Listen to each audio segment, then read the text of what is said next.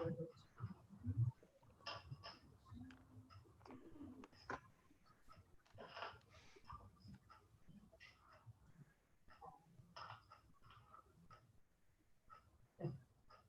we ready?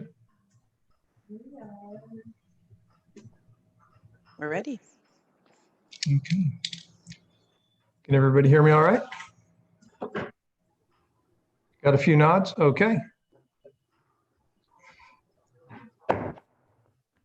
I call the August 20th, 2020 group study session to order for the Des Moines City Council, and I would ask Councilmember Bangs, will you please lead us in the Pledge of Allegiance?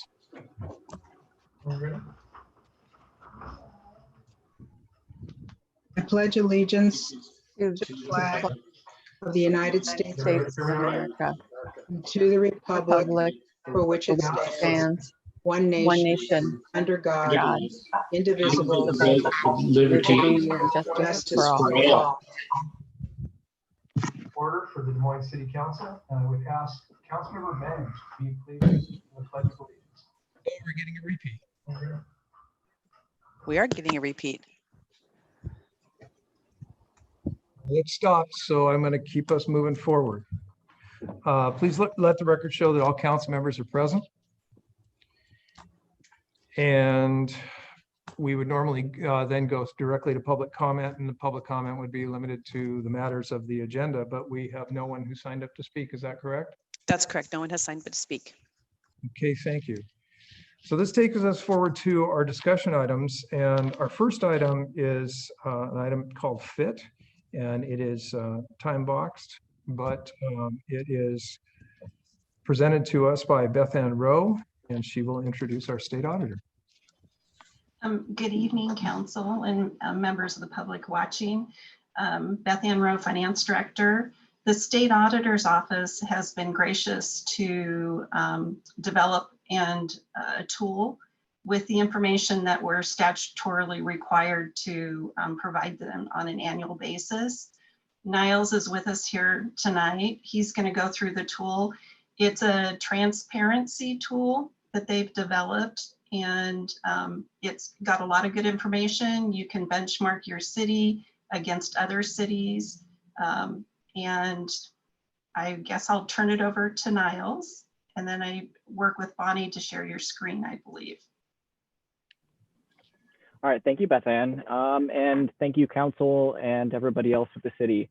It's an honor to take up some of your time this evening. I know that this is a busy time of year in a busy world, so I'll keep within this timestamp as best as I can. Let me share my screen, and you'll just have to give me a thumbs up to make sure that you can. We can see it. Okay. And actually, are you seeing my slides? We are seeing the financial intelligence tool. Okay, this is fine. So as Beth Ann stated, so our office, our vision is increased trust, transparency, and a vision basically to allow the public basically an independent view into local government and state government finances in the state. We're statutorily required and authorized to do a numerous amount of things in addition to audit, which I'm sure most of you are aware of. With my team specifically and the financial intelligence tool that I'll be showing you guys today, the key aspect of this is transparency, and through transparency, we believe a higher degree of accountability through making sure that everybody has an equal ability to have eyes on financial data in the state of Washington. It just aims to our goals as an office, and we've invested a lot of time and thought and energy into putting this application into use. So I'm excited to share that with you all today. As a brief history of this tool and how it came about, our office from when it was founded has been required to both collect annually financial information from every single local government in the state, but not only collect it and audit that information, but then to publish annually this information in a way that any user that needs it could. So those users could be the legislature, it could be the public, or it could be you guys as a city yourselves. What's interesting though is that, you know, from historic standpoint, this information has been published first via paper. People were publishing all this information in notebooks and binders and trying to publish this information. About 10 or so years ago, the legislature thought that there must have been a better way to do this. And so we worked with them to actually put this online. This information was kind of hidden for the most part. There weren't very many users that wanted it or needed it. And so the ledge was basically the ones that grabbed hold of it. It wasn't until about 2 or 3 years ago that we took a different stance and came up with FIT to allow local governments themselves to use their own data in a way that helped them monitor their financial condition. And it's since evolved from that into this public tool, which I'll show you.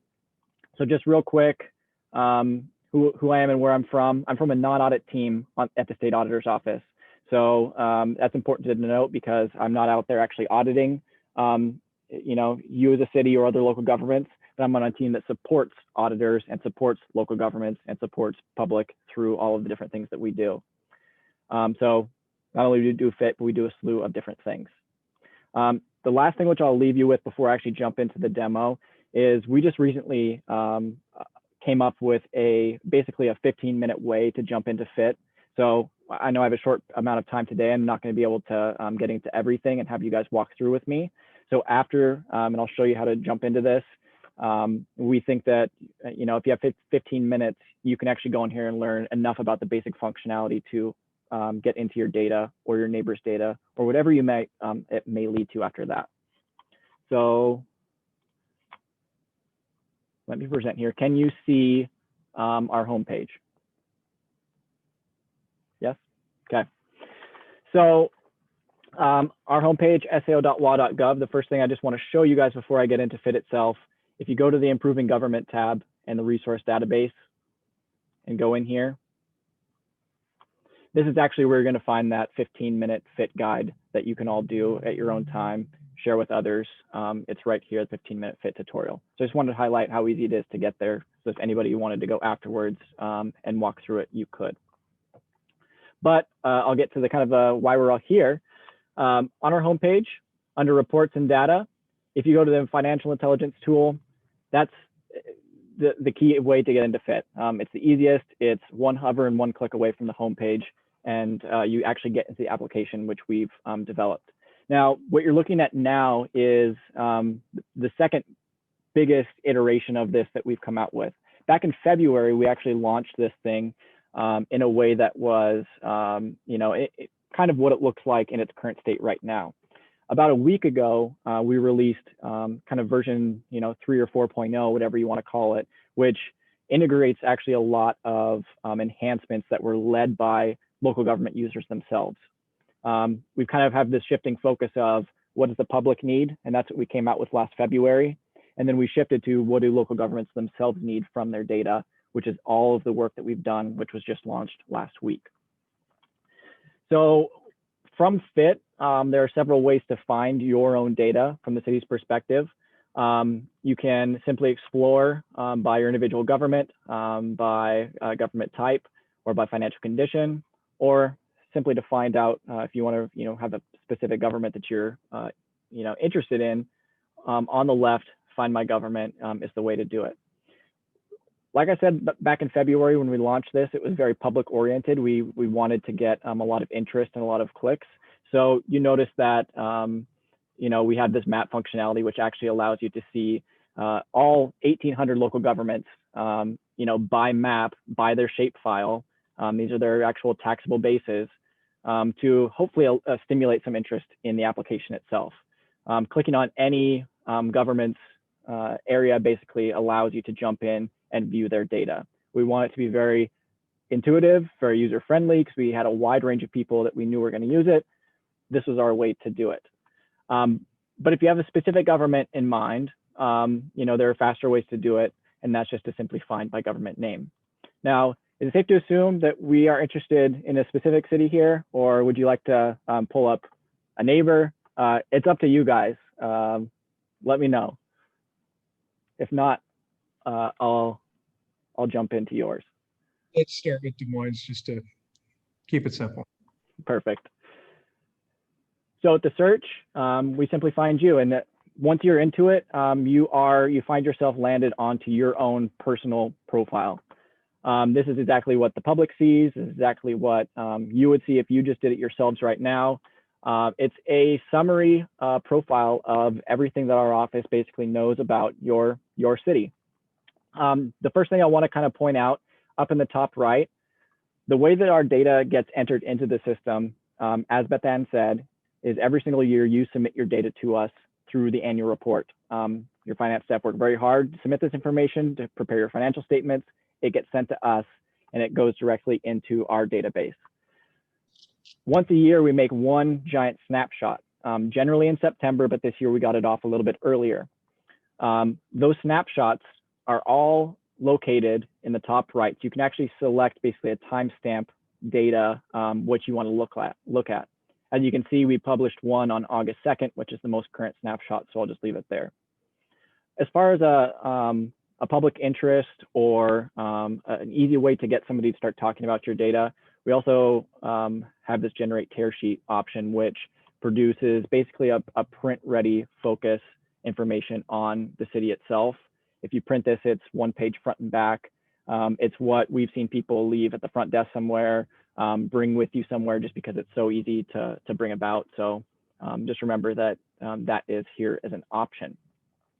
The profile itself, as we scroll down, that's you guys. There you are. Nice little coastline there right on Puget Sound, which is very nice.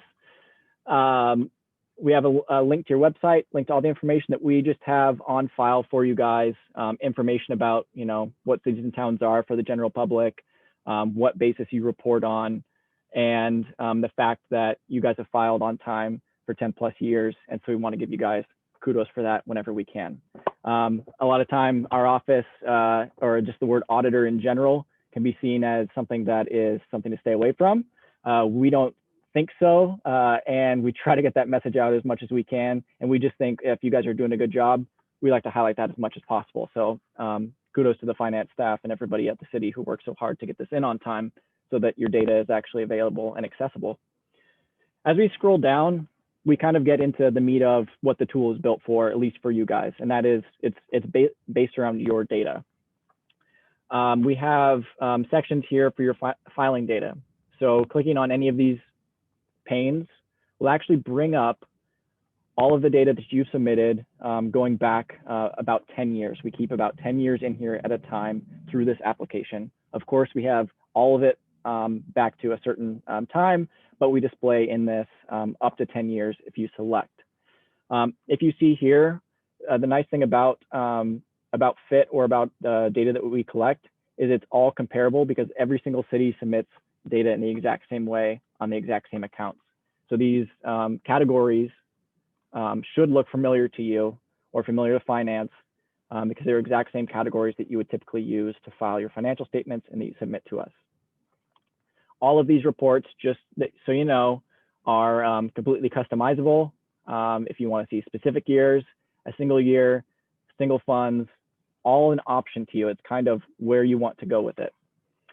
We also have different ways to show, population or percents of total, which is sometimes very helpful when doing analysis and doing comparisons. So we can actually show you what percentage of total your property taxes are to your sales taxes, are to your business taxes, to your excise taxes, etc.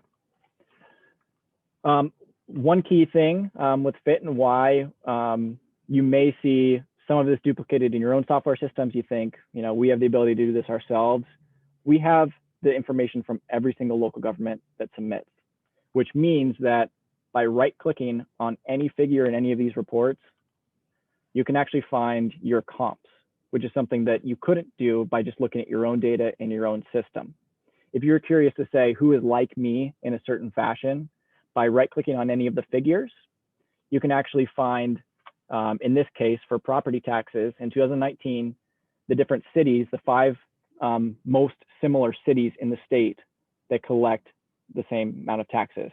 I don't know, looking at this list, if you knew this, if there's some on there that you didn't think were like you in this regard, something interesting and that could be very powerful when you're running comparisons, when you're trying to compare yourself for decision-making purposes. Maybe there's a lot of reasons to find out what somebody else is doing, or at least that curiosity, and Fit's kind of built for that curiosity in mind. Especially when we're experiencing things like we are in the state and the nation and the world today, it's sometimes really powerful to see who's like me, to see what they're doing about the current situation. So same thing, percentage of property or sales taxes to all taxes, you get a slightly different list to maybe find somebody that's like you in that regard. This functionality is built on any of these reports, salary reports, functional spending reports to see who has a similar, maybe it's fire department or police department or salaries in a parks department. Any of this is basically at a right click option. The thing that we've, let me go back to the profile. As we scroll down, kind of the reason that Fit became Fit about 4 or 5 years ago were the financial health indicators. We needed a way to give all 281 cities in our state, all 371 fire districts in the state, a way to monitor their financial condition. It was increasingly so in 2009, 2010, 2011, and it's becoming more increasingly so today as we move forward. So we wanted a really easy way to basically show off this functionality. One of the major changes that we just made to this, which I think is more useful to local government users themselves, is that our health indicators are all organized by fund, which is typically the way that you would budget, plan, forecast, monitor fund success, anything else.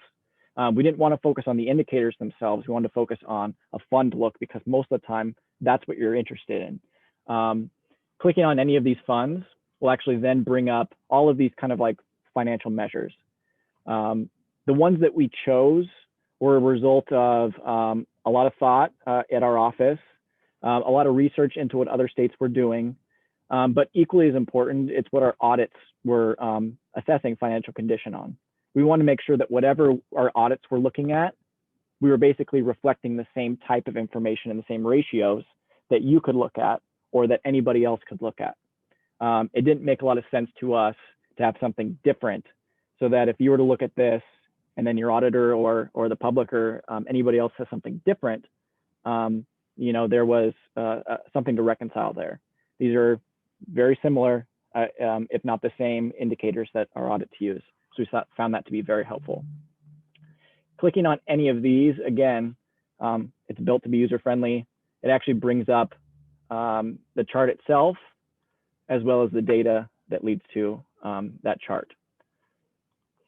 What we also brought forward this year, which we thought was important, let me just go back, is that we brought, we had a group of UW grad students look into Fit and provide some research for us, which was a fantastic experience. And they found that for the most part, cities in the state of Washington were at what we call benchmarks, which are essentially nationwide best practices set for each of these ratios. What we found is most cities are excelling and above them to a certain degree. And they thought, well, why don't you bring in a mean and a median in here to kind of showcase where you may be in relation to other cities instead of just a national benchmark. So we brought that same flavor into the application to provide you guys with that as a comparison.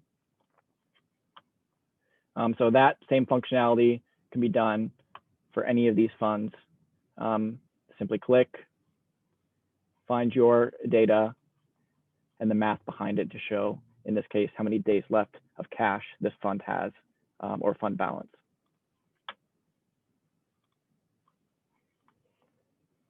As we scroll down on the profile, things become kind of more informational. I think most of the meat of what you as decision makers or you as finance may be interested in is in the indicators and the data itself. As you scroll down on the profile, you get rankings. I'm not sure if you guys knew that you're about 40th out of all 281-ish cities that report to us in governmental revenues, enterprise revenues. You're number 70 in the list. probably not as important for decision making, more important just as a FYI and did you know. But all this is just a result of simply the information that you submit to us. So we pump it back out and show you. What we do find interesting, what I think is interesting as we scroll down almost to the bottom of the profile is since we do have statewide data, we show you where you sit and on an average of statewide data. So for you specifically, taxes in itself are about 48% of your total revenue collections as a city. Compare that to statewide cities at 66%. Same thing for your grants, your charges for services, your miscellaneous revenues, licenses, et cetera, as we go down. So it kind of puts you into, you know, how do I fit in? How are we unique in other ways that other cities aren't, et cetera. And same thing for spending. So looks like you're about on average for public safety, general government, culture, et cetera, as we go down for all of the different functions or departments, if you will, for spending. The last thing, just because I want to be cognizant of time and I do want to allow for any comments or questions before I turn it back over to you guys to continue with your time, is we actually have allowed and created some certain functionality that remains kind of for you guys' ability to use rather than a full-on, you know, I could log in, you know, your parents can log in, your family members can log in. These are kind of for like city function specifically. They're for you guys to now analyze your data further. You can actually log in to FIT using your login that you would use to log into our office and get functionality specific to you guys. So again, I'm going to find city.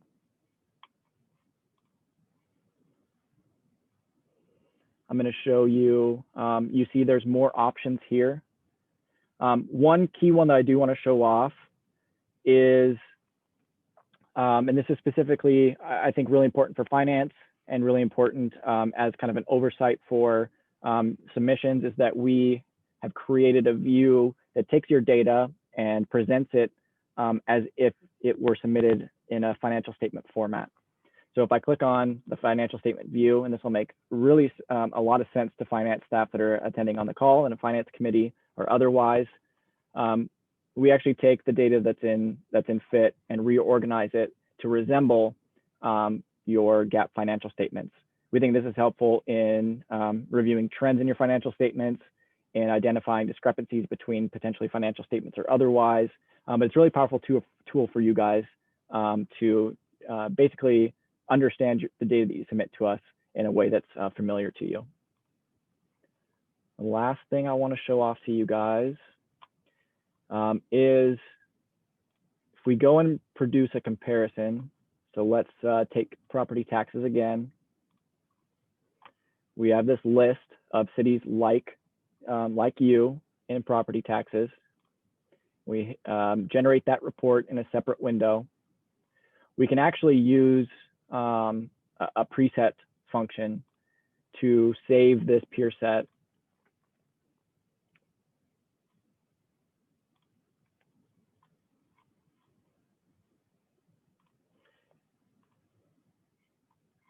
And now we have a saved preset that we can run against other reports. So as explaining in a different presentation, you guys might have different peers based on different reasons. You might want to have a peer set that's similar to you in geographical location, right? Being on I-5 means something to you guys as a city. At the same time, you might want to have a peer set that is like you in different ways, like similar service functions, different or similar proportion of sales to property taxes, et cetera. And so you might have these different peer sets that you use for decision making in different ways. We've created a way for you to save those peer sets and then use them to run against all those different reports to see how you match up with those peers. Because again, we think that the power that comes from FIT is that comparability and the ability to basically find not just your data, but how it compares to everybody else's data in the system. I'll go back to the home screen. I think with the message that we'd like to leave, especially local government clients that we speak to about this is to actually go in and use FIT. Look at the data in there, see if it makes sense based on your position, your role, what you know about the city. You guys know your data better than anybody else. You know it better than we do at the office. You guys live and breathe in this data and use it for decision making. And so what we just encourage you to do is to actually go in, look at the data, look at how it's being presented. And if you have questions, if you get into it and you're really wanting to know if it can do this, I'm really looking for this type of a comparison, or if there's anybody else that has this specific function out there. That's what we're here at the State Auditor's Office to do, is to help you generate that report, or if not, show you how you can through other means by exporting the data in a larger set or otherwise. So there's not a limitation here as far as what you can do with it. It's kind of all about what you need to get from your own data and get from the application. And if you're not sure how to do it, technically, we can show you how to do that on our side. So we just have an open invitation to reach out to us. From today on, if you have a question, we'd love to continue the conversation and have a discussion. And again, I'm not sure, Beth Ann, if depending on time, if there's any questions, I'm willing to stick around. I'm just honored to take up some of your time today, council and everybody else on the call. I hope that you find this useful, or at least interesting, to go in and take a look at your data. Thank you, Niles. That was great sharing the FIT. One of the things I'd like to give credit to the State Auditor's Office. This is a transparency tool that's part of their public service. It doesn't cost us any additional money, which in finance terms, that really warms my heart. No, I think it's awesome. This is going to be very helpful to all council members and to staff and others. But now, can the general public use this as well? Yep. That's awesome. Yeah, and that was our, a big benefit of having, we talk about transparency and accountability. As long as everybody is looking at the same information, we can all have the same conversation about it. We're all too familiar with the times that we get a question and it's not based on the information that either we know about or that is accurate or relevant in the conversation that we're having. Having a nice playing field where, everything is open, everything is out there, transparent, helps the conversation move forward, because at least we're all reading from that same playbook. We're all looking at the exact same page when we're having that discussion, which, we find really valuable. I hope that, this stimulates a question from somebody that you can have a conversation about. We joke all the time, like, how fantastic it would be for someone to walk in and just ask about finance, or ask, a pointed question about something in the application and what it means, and what a meaningful conversation could lead from that.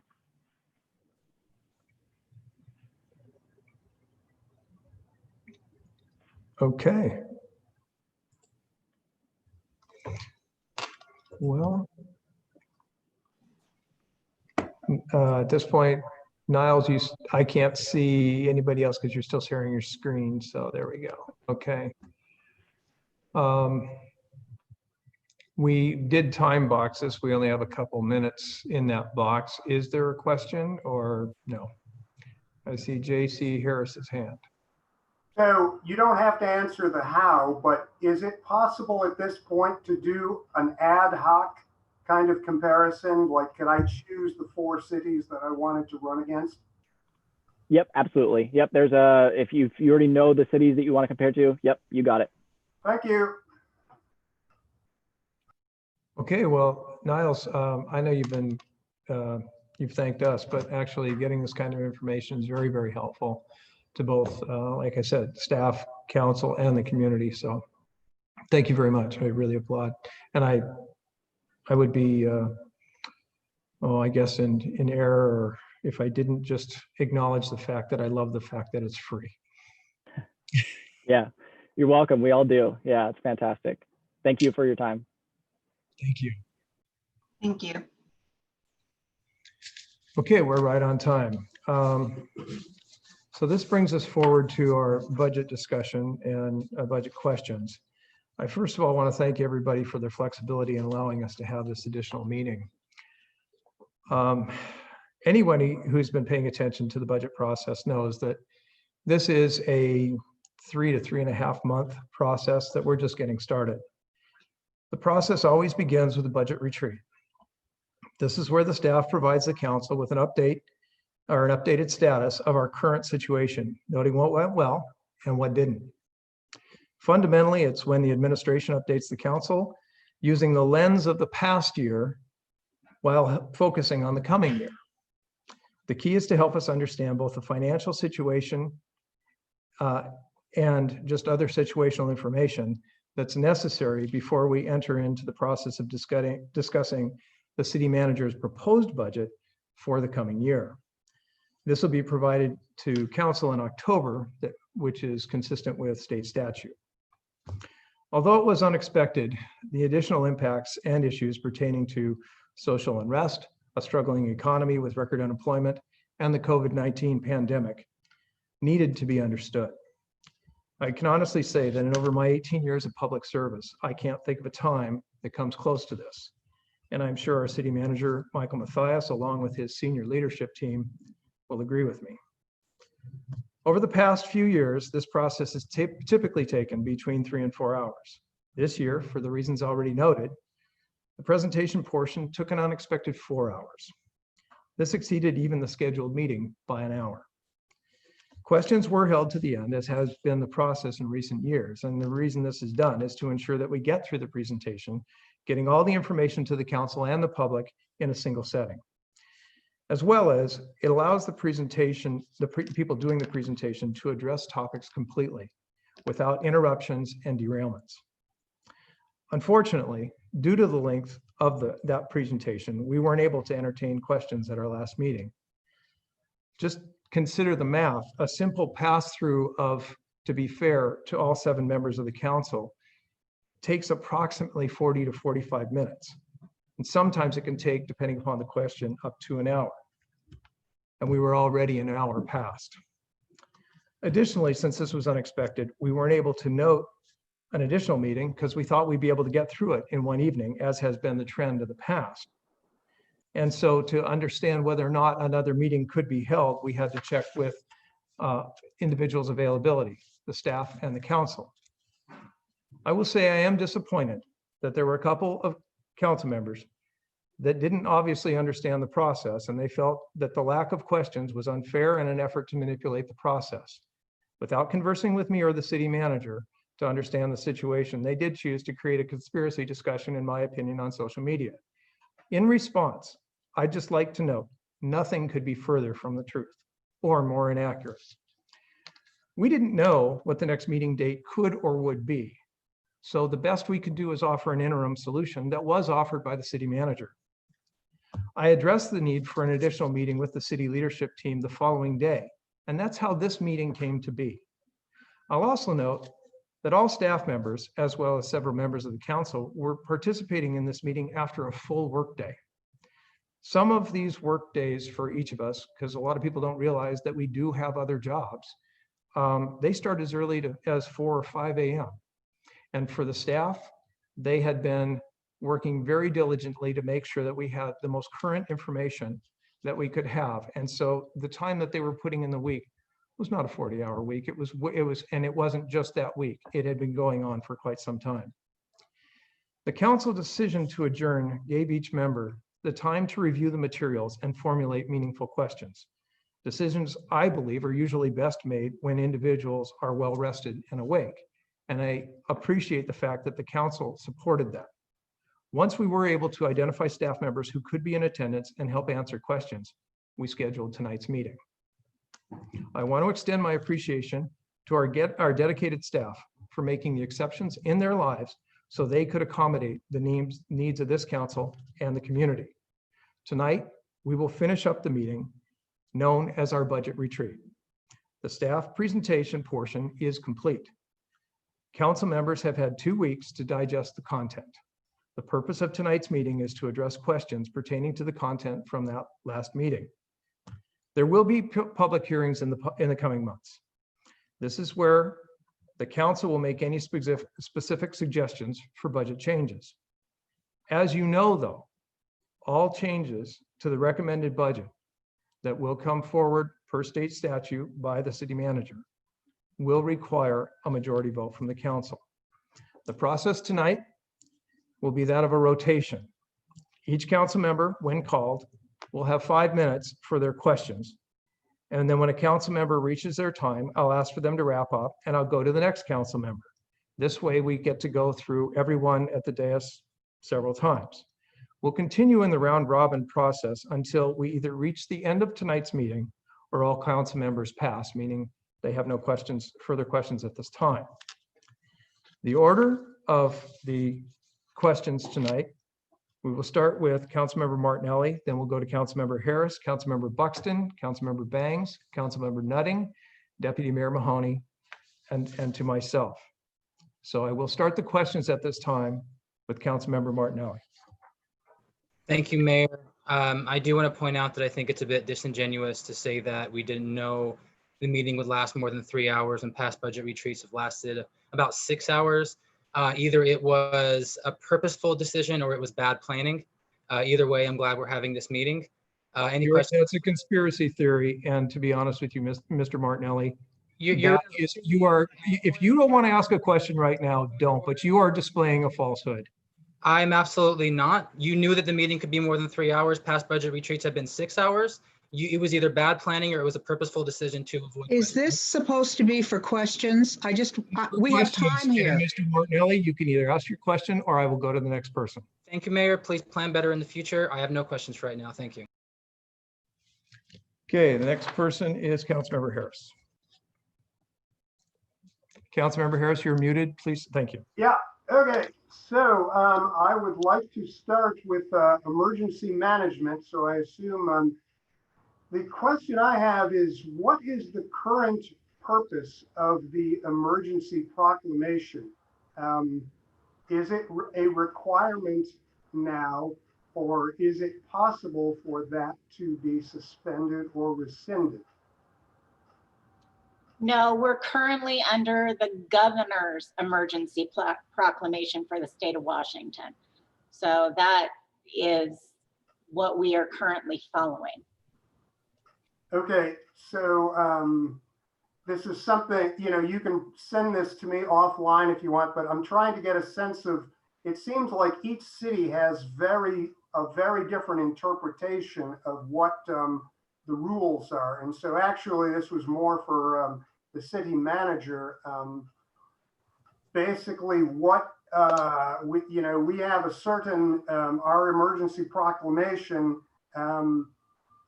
pretty much gives him unlimited powers in this moment, which made perfect sense in April, all right? But I think we can all agree that we're kind of getting back, or we're in this somewhat quasi-normal type phase. And so I want to find out just legally what parts of that can be pulled back more to, normal council rules. So we can talk Mr. about Harris, that offline. Mr. Harris, my understanding is it's questions about the budget per se, but let me tell you about emergency management, okay? So we stood up the Emergency Operations Center. We did a proclamation early in March. We were ahead of most cities in that regard. The Emergency Operations Center continues to function, and we have regular status updates. But I would remind you, and one would need to have paid attention to this, is the governor has gone back and forth probably a dozen times on what we open, when we can open, what are the conditions of opening. And there's also a great deal of fear nationally about a second wave. And King County has as a goal to lower 140 infections. They're hoping, that's what it is currently. They're hoping to get down to 40 before they resume normal operations. So we still are in an emergency response mode. Okay, Well, I still would like to, get a legal answer, so maybe that's for the city attorney. I can take that offline, but I do want to try to understand what. What's the legally can be specific pulled back. question? What is the specific question you have? You know what, I will just, if I can just have your handshake agreement, I will send you offline. Just, it's more of a legal question than anything else, okay? Moving on. What, for regarding public safety, you have marked 140,000 for body cameras, and I'm just wondering where that number came from. You told me it was a placeholder. That came from research done by our police department. Okay. An estimate of what would be involved. I mean, is it a total estimate, or is it just like a down payment on a? I guess what I'm asking is, can I have access, or the entire council, to that research? I'm just trying to find out where that number comes from. Mr. Harris, I mean, a lot of this is going to be procedural, and I don't want to drag this out, but the process would be for our public safety committee to review the efficacy of body cameras in conjunction with our police department, with Chief Thomas and Assistant Chief Cooey, and walk through what would be involved. And at that time, if the public safety committee wants to move forward, we would come up with a hard cost that we would be looking at. And that's the point at which that happens. There has been zero decision about doing body cams or not. But what I did, and what we do in these situations, is we put a quote placeholder in place in the budget based on the possibility that that process moves forward. I'm not questioning any of that. I am just looking for the equivalent. You will see a trend in my questions. It's why I'm just so in love with that FIT program. I'm just looking for the underlying data supporting the number. That's all. I don't want to have a discussion about, whether it's appropriate or, the methodology and all that. I just want to see the underlying data that, from which that number was derived. If you can send it to me, that would be grand. If not, hey, what else is new? Mr. Harris? Yeah. Your initial round is up. I will come back to you. I need to go to the next person. Thank you. Okay. Councilor Buxton, do you have a question? Yes, thank you, Mayor. So the first question is, could you clarify why we're viewing one-time activities for balancing the budget? So the spreadsheet that we have is titled one-time expenditures activities versus viewing the operating budget for considering budget items. Anybody can answer that. I believe that would go to Beth Ann. Yeah. One of the things is, this is a visual that I've inherited and brought forward from a previous finance director. And so I haven't changed the graphic. And so it does look, we provide a lot of detail on the one-time activities, because we're trying to give to let you know that we're, with our financial policies, that we're not spending one-time revenues on operating expenditures. So, and this is kind of a snapshot in time and kind of a global outlook, but when we present the budget, we provide a lot of additional data on the operating revenues. So it's kind of, we've an inherited graphic that may focus on the one-time revenues more than the operating. Okay. The next question is multifaceted, so feel free, Mayor, to interrupt me and I can just go to the on my next round. Okay, so this one is the last meeting. Dan had recommended that we consider using our one-time B&O and sales tax for operating as a way to cope with some of our challenges. So could you first clarify how much we project that to be on this chart? It is on the chart, but just for clarity. So that's for 2021, that's projected at 400,000. Okay. And then could you explain how that alters our GFOA target at the bottom? So this spreadsheet or this worksheet that was provided to the council and in the presentation on August 6th shows, our target of 16.67% fund balance. And so we provided the council a snapshot in time of where we were at in the budget development process. And so you can see in the lower right-hand corner that at least where we were on the 6th, that the budget is at 13.54% of fund balance. So we're upside down about 740,000. So if we were to bring forward, which we plan to do, bring forward a resolution for the council to consider in this unique time to once again keep one-time sales tax in the general fund. By ordinance, it's one-time sales and B&O tax goes to fund capital improvements in the capital budget for good reason.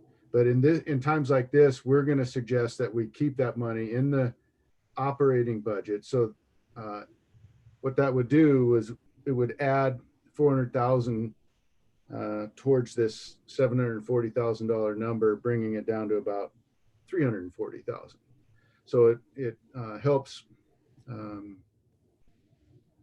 fill the gap, so to speak, in solving the budget issue for next year, and given the expenses that we're facing during the COVID crisis.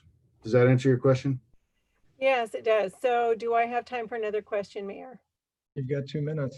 Okay, so then, segueing off of that, Dan, so why, considering the fact that we made our original decision of one-time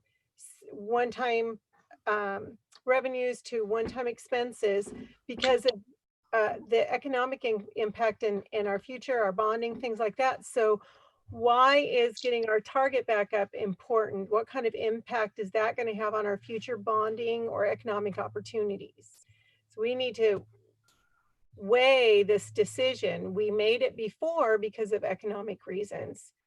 Why would it be important to go ahead and forego that decision? So, Councilmember Buxton, so it's interesting that even in the presentation that we all just heard, that fund balance is a critical factor comparing, your situation with other cities.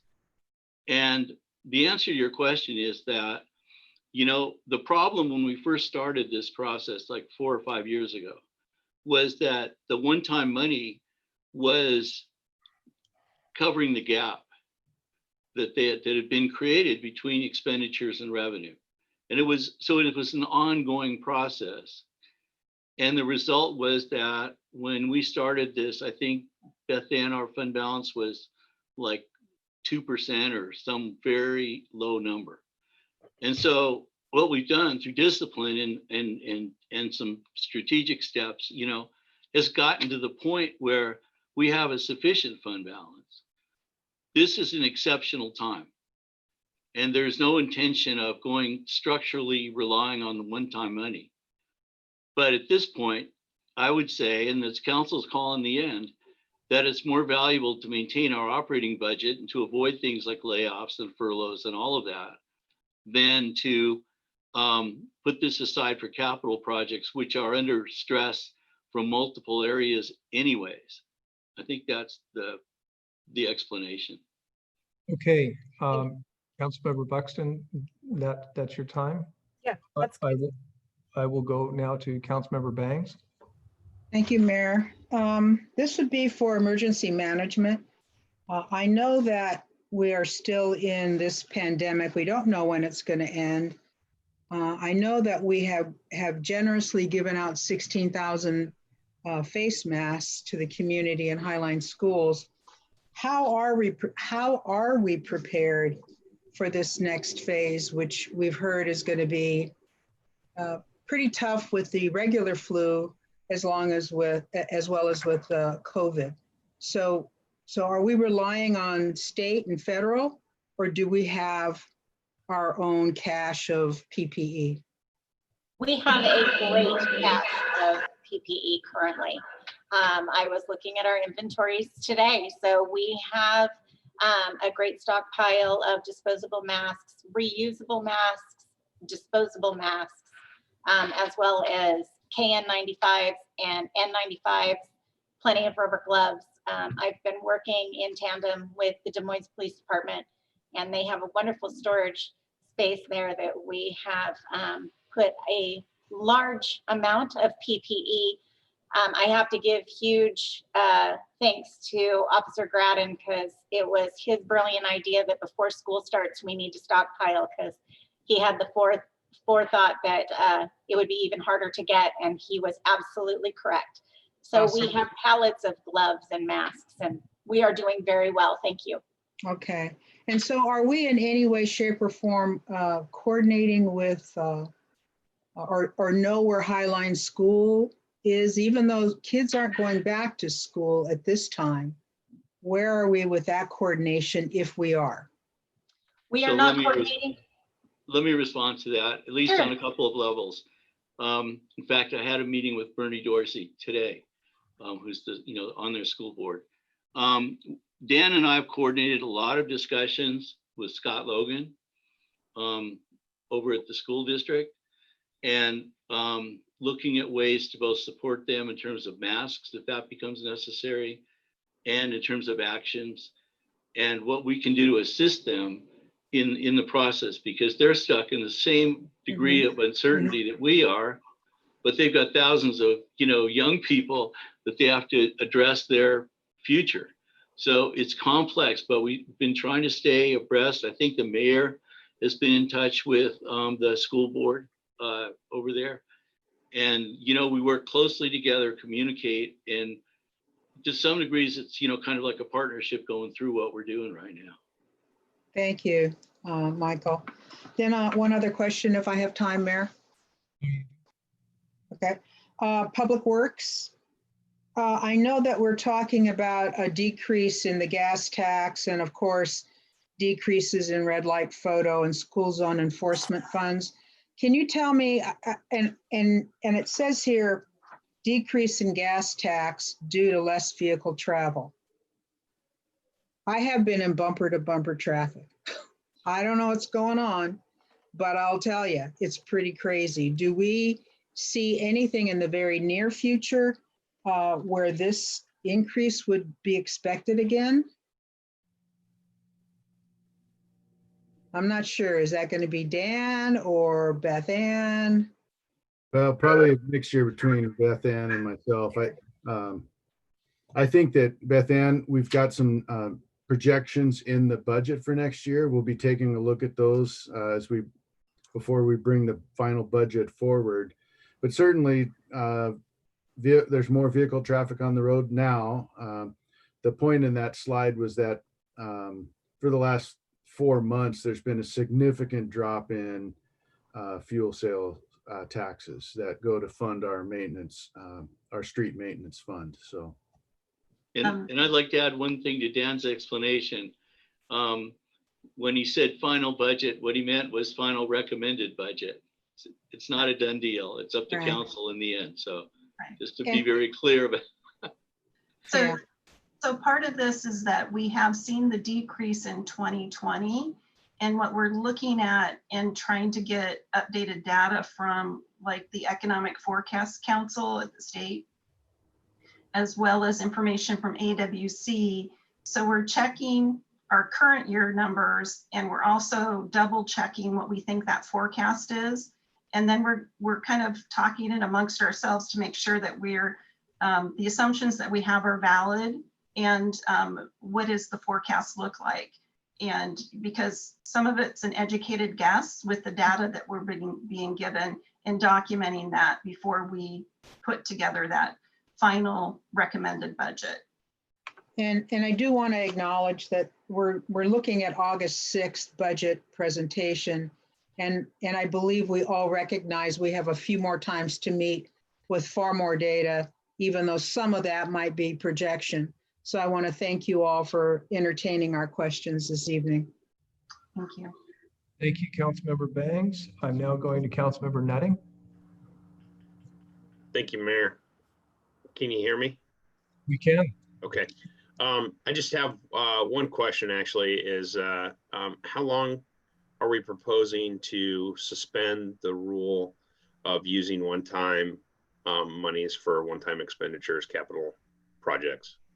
Councilmember Nutting, we would do that on an annual basis. So we did it this year, earlier in the year. We would bring a resolution forward. The council has to approve that. And it would just be for 2021. If that became the decision, so that would be it. Without a resolution in 2022, the one-time sales tax would go right back into funding capital work. So. Great, thank you. That's what I wanted to hear. Thank you. Yeah, Councilmember, just one thing about that too is that money, which I think we're going to be like eagle eyes on the budget in 2021. Where are we relative to revenues and expenditures and all of that? But without taking that one-time sales tax, there are probably some programs we wouldn't be able to really do. So it serves its purpose in another form than just strictly capital investment. And I appreciate that. Obviously, I was one that helped champion that, getting it through, so we weren't spending it just constantly. Right. So I appreciate staff and their ability to see this coming and make it an annual thing as opposed to putting 3 or 4 years on it and doing what they needed to tighten the belt when they needed to. So I do appreciate that. Thank you. Thank you. Okay, I will now go to Deputy Mayor Mahoney. Thanks, Mayor. Michael, this question is going to be for you, but first I wanted to just say that I thought your staff gave a great presentation, especially concerning the circumstances. We're candid and honest, and that's kind of the foundation of my question. Recently in the B-Town blog, Burien discussed the fact that they're going to be $3.3 million in debt this year, and as much as 5.5 something million dollars from now through 2030. And I've heard the same news from several cities in the surrounding communities. What can you say that we've done different over these last 5 months to put us in a position which I would consider to be pretty good considering the circumstances? Okay, let me try and respond to that. I think it's a function of just having a great council. But I think the things that happened were, we had gotten ourselves in a position where we were 1 year, and this is not a joke, this is serious. We were either going to merge with Federal Way or SeaTac, Kent to the east. We were not going to be a solvent entity. And so by taking a number of steps, which you've all heard the litany before, but the idea is that we took precautionary steps. And one of those was building up a strong fund balance consistent with national standards. The other thing is that, there's been, calming down of development, except that the dynamic of land in South King County is still less than you're going to find in Seattle or Bellevue or anywhere else. So we've seen Wesley continue with their $250,000 renovation. We've seen a new development coming up in Pack Ridge along the highway there, and a significant mixed use development potentially. And so a lot of development activity that generates fees and revenue and all of that has not stopped in our city to the degree it has elsewhere. And so I think what we're benefiting from right now is the fact that we planned for Armageddon and we're able to sidestep the bullet. And now that's kind of showing the value of those contingency reserves being there to protect us. Thank you. I think you've also been very proactive in your staff management as well with the new hires. I just want to add that as well. This question is for Shannon, and Mayor, just feel free to interrupt me when I run out of time. If a second wave comes, it sounds like you feel you're ready. I just want to hear you say yes or no. Yes. And if it does, will we have the money to resupply the supplies you're holding now? Yes, we can also tap into the state, which we have not done. We have not needed to tap into PPE resources through King County or Washington State. We do have that ability. We have not needed to, and I do know that the county as well as the state also have a pretty healthy stockpile as well. Thank you. Councilmember, I'd like to add something here. I appreciate Shannon's enthusiasm, and we do have a good stockpile of equipment, but we don't know what this winter's going to bring. We don't know how significant it's going to be. We're ready with some PPE on hand now, but if we end up with it as bad as it was this last winter, it will be right back in the same boat. At some point, we will run out of that equipment. Hopefully, manufacturers are busy doing their thing and producing more and more of that for the country and the world. So, anyway, we don't know what we're going to face until we face it. So, Okay. Thank you, Mayor.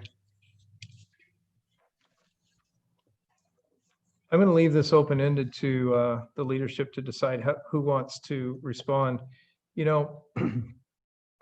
It's clear that things are going to be tight and there's a lot that's unknown. There's many things that I think we'll probably address through these questions, but one of the significant impacts to the city is, we had the passage of 976.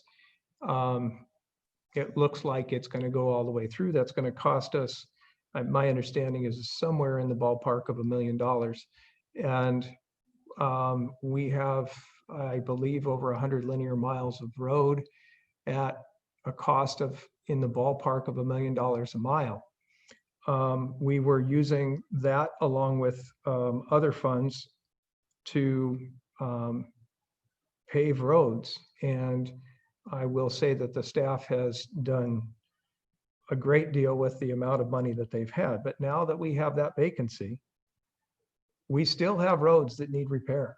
And the staff's done a great job at ranking them by their health, but you still have a problem paying for it. So I'd like to know what the thoughts are around that. Matt, just briefly, and then I think I'll ask Dan to get involved in this conversation. But the difficulty that we all face here is that we have no idea what tomorrow brings. And so if there is some level of recovery of financial health in terms of normal activities, I think at that point, we're going to continue to reevaluate how we can find the resources to continue the paving program. Dan, you got it? Gosh, I wish I had a good answer for you, Mayor. This is going to be a challenging issue for our city and other cities to deal with, replacing those funds that were used to help pave roads. So, Brandon and his team have got great information about the condition of our pavement and we've got everything prioritized.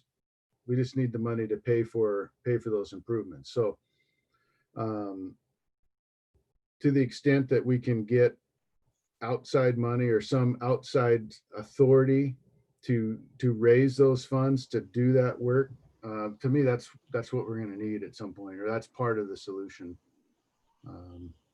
Thank you. Not an easy lift. I believe Anthony Hempstead has something to offer to that.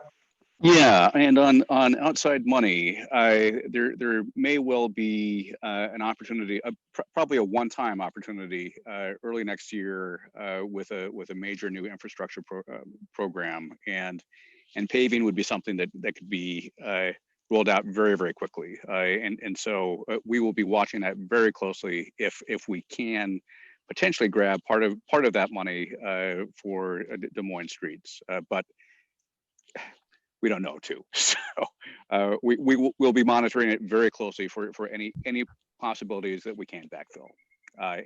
And Des Moines is also not the only city that's caught in this problem. And the state legislature will be looking at it hard this coming session as well. Thank you. Mayor, if I might, yeah, and Anthony, thanks for that. That's a good reminder about, a potential infrastructure package early next year. And certainly paving roads would qualify for that. It's something we could get out on the street right away. It's basically shovel ready projects. The one challenge with that, or not necessarily a challenge, but it's just a policy decision. And ideally you would take that infrastructure money and invest it in a way that would generate other money in the future locally. So marina redevelopment, some other kind of infrastructure that spurs on other development so that it helps the city financial picture moving forward. That would be ideal if we could find those kind of projects for something like that. I agree. An economic engine is always the best way to go. Okay, that takes us back to the top of the list. Councilmember Martinelli, do you have a question? Thank you, Mayor. I just have one quick question for City Manager Matthias, might be for Chief Thomas. In regards to the placeholder, the 140,000 for body cameras, I know this will be discussed in the Public Safety Committee, but is that 140,000 just for the equipment, or does that also cover the first year's worth of storage and additional costs? Yeah, excuse me, council member. So the thing is, this is just a very rough estimate. Obviously the primary cost is going to be the cameras themselves, but they require things like maintenance and, monitoring if there's equipment problems or whatever that is. And so I guess what I can say, and if the chief wants to jump in also, but without specific direction, just sort of general consensus, but specific direction from council, at that point, we would go forth and say, there's probably 7 options, in terms of the quality of the cameras, reliability, maintenance free, all of that. And so those would be things that we would be looking at, but this was just from a quick look at the cost. That was the number we came up with. And Chief, if you have anything to add to that. I would just like to add that there are some other intangible, so we did go out and try to get some bids from a couple of different companies and try to see if they were consistent with some of the software and hardware that we currently have. Are they compatible with our in-car cameras? And then also we have to purchase redaction software and we have public disclosure issues. So we are looking at possibly hiring additional staff to respond to public disclosure requests. So there are some more intangibles that I think through our committee we can get into more deeper discussion to really hash that out. But I do believe 140,000 would cover the initial purchase of any of the cameras from any of the vendors in at least that first year. But it's a little bit more complicated than a yes or no. Okay, thank you. That's all the questions I have. Councilmember Harris. You're on mute, sir. There you go. Well, that wasn't so hard, was it? Thank you. So moving along in public safety, I believe there was talk about doing an analysis of the police in terms of like racism and improvements and that sort of thing. Was there any money budgeted from that, or is that taken just from the existing? How would that, has that happened? And if not, where's that money going to come from? Yeah, Chief, can you clarify the? Well, I would need to clarify the question. I'm not sure exactly where Councilman Harris is coming from. Did we talk about the fact that there was going to be? I guess I need to clarify the question. Talked about doing a study, and a review of practices and so forth. And so a study implies to me, some sort of cost. And if the answer is, and that you'd hire somebody to do that work. Is that the intention, or is it just something you're going to do in-house, or have you actually done it? Chief, do you think he's referring to accreditation? It's the only thing I could think of. Wow. Okay, so moving along, back to emergency management. Shannon, do we do any outreach to non-English speaking people? We have a lot of, residents that are Somali, Arabic speakers and so forth. And I, never see them involved in, the activities for masks and that sort of thing. Is there any way that could be accomplished? Sure. Yeah, through churches and different community groups. I actually work with Will Lugo out of CTAC on that. We tag team because he's very integrated into the different communities. When I was up at Safeway handing out face masks up there, I accumulated a list of local churches because that's where I found a lot of different nationalities was coming in and out of Safeway. And they were so appreciative of those masks that King County bought.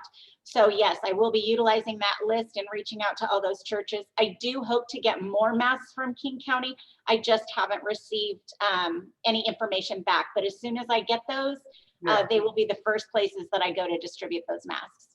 Shannon, go ahead. Shannon, could you explain briefly, in our CEMP, there's some requirements in there, part of that for outreach as well. Yeah, Washington State put a new law into effect that all of our emergency management communication that goes out has to reach not just English, but also our top 3 additional languages so that we're reaching the majority of our population. I was actually just working on that with our Safe Start team. We implemented a poster that is public facing, that is in all 4 languages. It's a big poster, but it's very effective, and we follow that plan to the T. It is a change for everybody. Just making sure that, we are communicating in all of those languages. But King County's been great. They offer all the posters translated for us. So it makes the job much easier working with our partners for sure. Thank you so much. You're welcome. So moving on to finance, I don't want to beat a dead horse, and this is not a gotcha, but it sounds like, so I saw the projection and it was barely 2021, and in the past I've seen a 5-year projection. So I understand there are all these unknowns, but by November, will we again have a 5-year projection? Yes, So, we will. Mayor, if I may, yeah, apparently the horse is still breathing. But the answer to the question is yes. When we bring you recommended budget in October, we will have forecasts over that 5-year. That would be just a natural part of it. And that, kind of referring back to the earlier question, that was a tool that really, really helped us. And it was something the auditor, when we got the notice from the auditor, what do you call it? What is it? The terminology. Going concern. Yeah, but I mean, in 2014, it was a finding. One of the identified mitigation actions was to come up with a 5-year forecast. And so having done that, I mean, if you look back up until this year, you would see that we were very consistent with adhering to that 5-year budget. So you will absolutely see that forecast.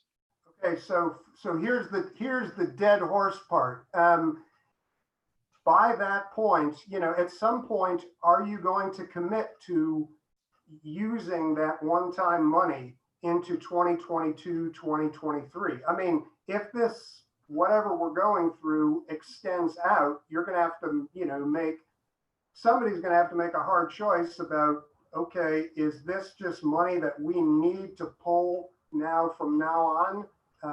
Or are we going to just have to live without $400,000 every year? So I'm just looking for some sort of surety that at some point, that one-time money stops happening. You know? Yeah, so Mr. Harris, I think what we can assure you is that continuing the process we started this year by council action into 2021, which would also require council action, the control on it is council action. Yeah, but your 2020. I need you to wrap up, Councilmember Harris. Your time is up. But your You can 2020 continue. projection will either include a one-time money transfer or not. So I'm just trying to, are your projections going to be without using one-time money is what I'm trying to get at. Is that the Yeah, goal? that's undetermined because every day we learn more about what we're facing. Thank you. Councilmember Buxton. Well, it's a little that I suppose that's a little bit of a segue. I just wanted a little more clarity. Well, first I would like to make. I think that the reasoning for the one-time money for one-time capital projects was it was a bonding economic good decision. It had to do with our our accounting and auditing and rating. And so, but this decision in this time, for me, when I step back and look at the big picture, affects that as well. When we get down to that GFOA number, unless I can be convinced otherwise, right now I'm pretty hardcore on that 16.67. And the reason for that is the long term and how that affects us as we come out of this and what our bond rating is going to be and how it could save us millions down the road in the future and also draw more investment into our community. So I don't want to be short-sighted with this. And so that said, if we do need to, so with the 400,000 doing the math, I think we end up at 15 point something %. So if we have to look for more, do you have a projection or an idea of where we might find more as we move into the next couple months? Yeah, I think that's how pretty much Dan, Beth Ann, myself, Susan, everybody is involved in trying to get the answer to that question. Okay. Absolutely.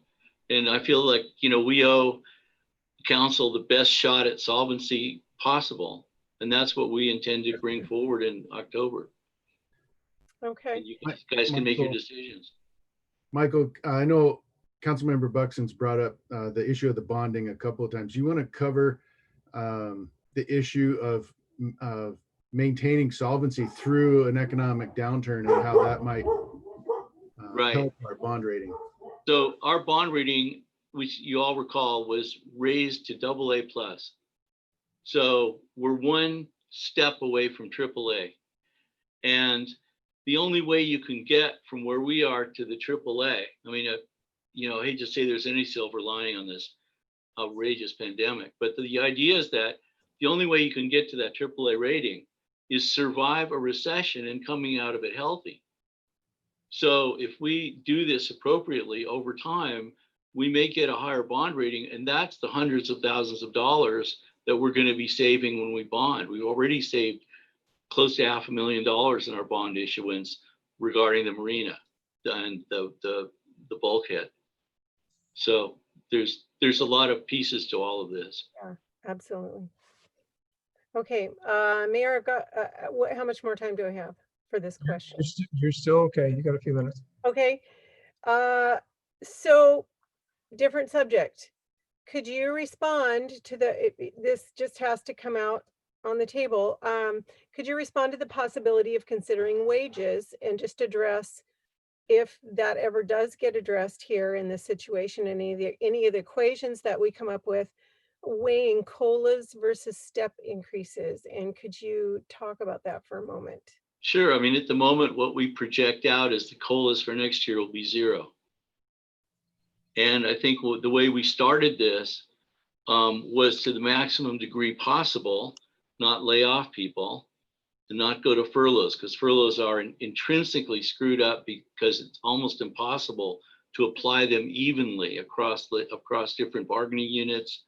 And, Public Works guys got to be available, through like on call, same with our police, can't do it with police. So we're trying to hold the line, but the idea is zero COLAs. And I'll repeat what the Teamsters were willing to do, is that typically their increase of COLA will be based on CPI.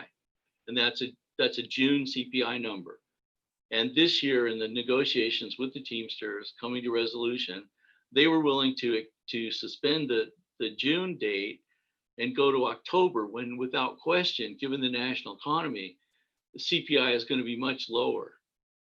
And so at the moment, we're not planning for any COLA increase. Other salary things are typically governed by our personnel policies. So we'll have to adhere to those. Okay. Good. Okay, That's good for now. Thanks. okay, that takes us forward to Councilmember Banks. So I have just a curious question, and then I have some budget timeline questions. Can someone tell me if that Highline student housing on Pacific Highway South is in Des Moines? Yes. It is. Yes. Right. Highline Awesome. Place. Okay, great. Highline Place, yeah. And if I may, Councilmember, just briefly, that's adjacent to the entry into the college, 236th, right there. And across Pack Highway, going back, maybe 100 yards or so, or a couple 100 yards, you'll have the new light rail station. But what happened was that I just have to commend Dan for an incredible effort working with the college to do a great entryway turnaround, I think, with parking. He's going away because I said that. But it is Highline Place, and their plan is to build phase 2, which is another building there. Awesome. Now, budget timeline.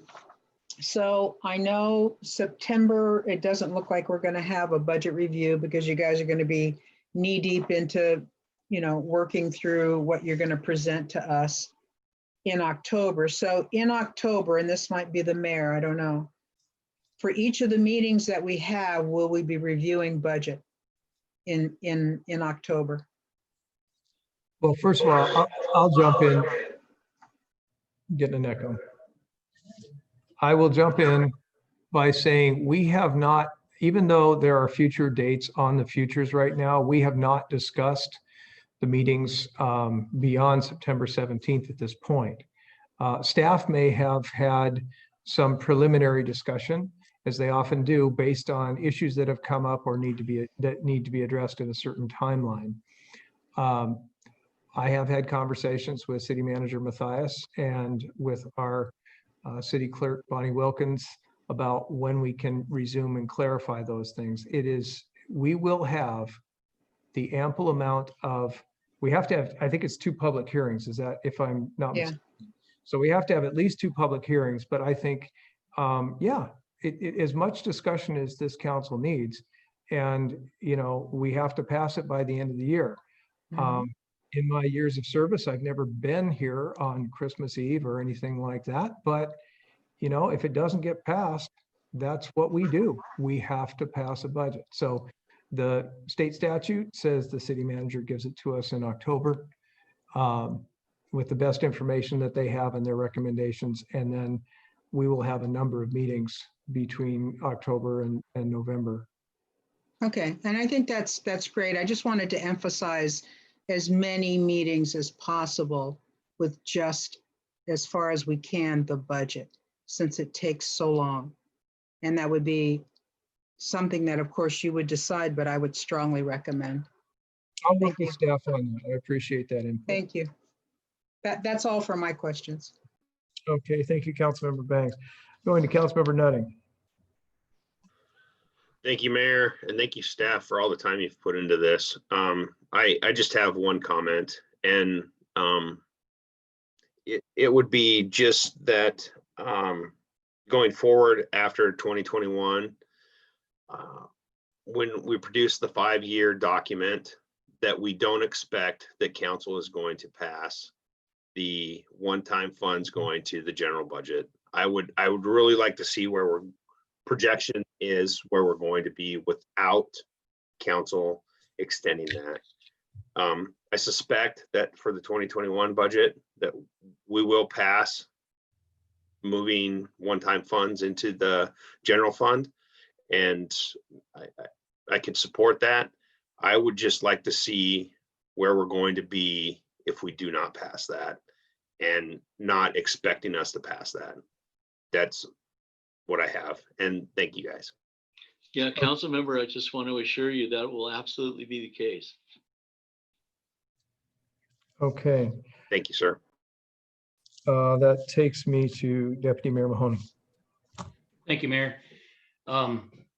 Scott Wilkins, this question's for you. I was looking at obviously the downtrend in revenues due to COVID-19 and the marina closure. Can you talk a little bit about what you've done to counter those measures for cost savings? I know I saw you guys putting in the fuel system yourself, but can you talk a little bit more about that? Thank you.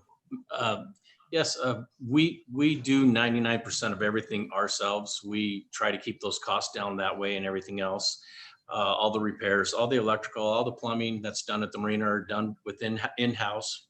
Those are to keep our costs down. And as you know, we've always been very, very small staffed, a couple of guys on each shift working, 10, 12 hours a day. So that's our majority. But I can tell you, for the last couple months now, because my presentation was through June, July now, our numbers are on their way up. We're about 48% higher in our guest revenue. So people are starting to come back. Katie and Tara have been reaching out to some yacht clubs, getting more of them to come back. And so in our fuel sales, they're back up, the numbers are back up, and we're going to probably hit our numbers easily for August, this month, and everything else. So we're on our way back up. That's excellent news.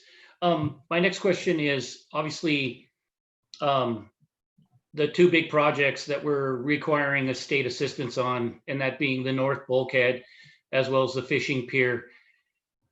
How secure do we feel? I mean, I'll go back to the fact that we kind of got the commitment for the 2 million for the North Bulkhead, and then I know we've got the monies for the development design plan this year, but we still need, I believe, another $3-something million.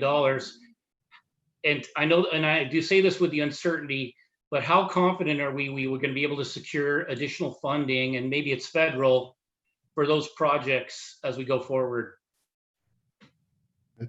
Great question, Council Member, Deputy Mayor. That certainly is, those two projects would certainly be something that we would approach or recommend going after funding that Anthony mentioned earlier. If there's a infrastructure type of project, those would be great projects to go after. Those are, we're in the design phase now on the fishing pier down in Redondo and trying to get that project ready.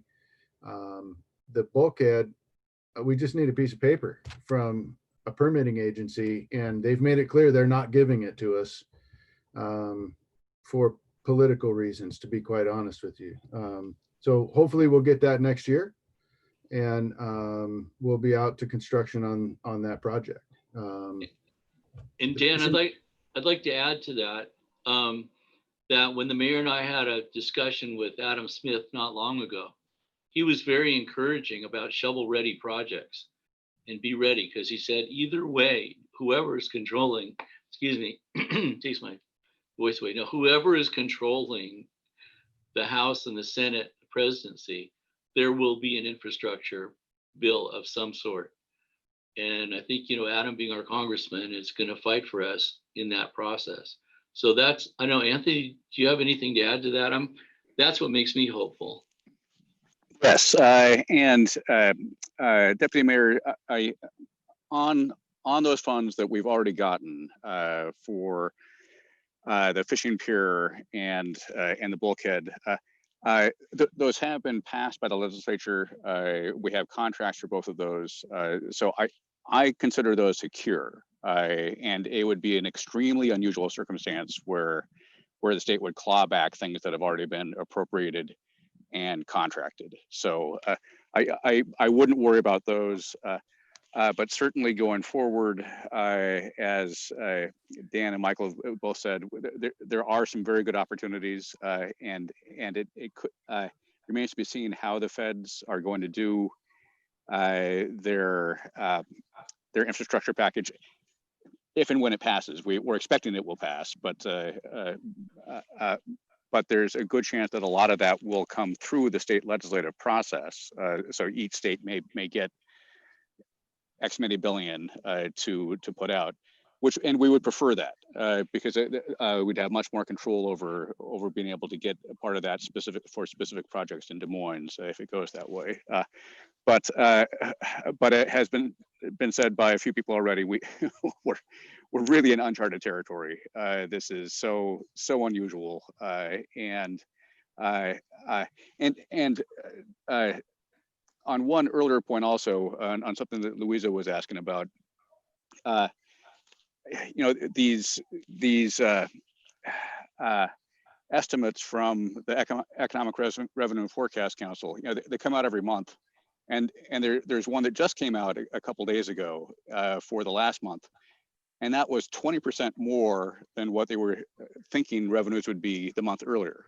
So, and again, that never happens when things are 20% off from a month, month to month. Yeah. So exactly where budgets are going to be from the state level is it's unusually chaotic. But all to say, yes, we'll be working to make sure we secure those funds when they're available for Des Moines projects.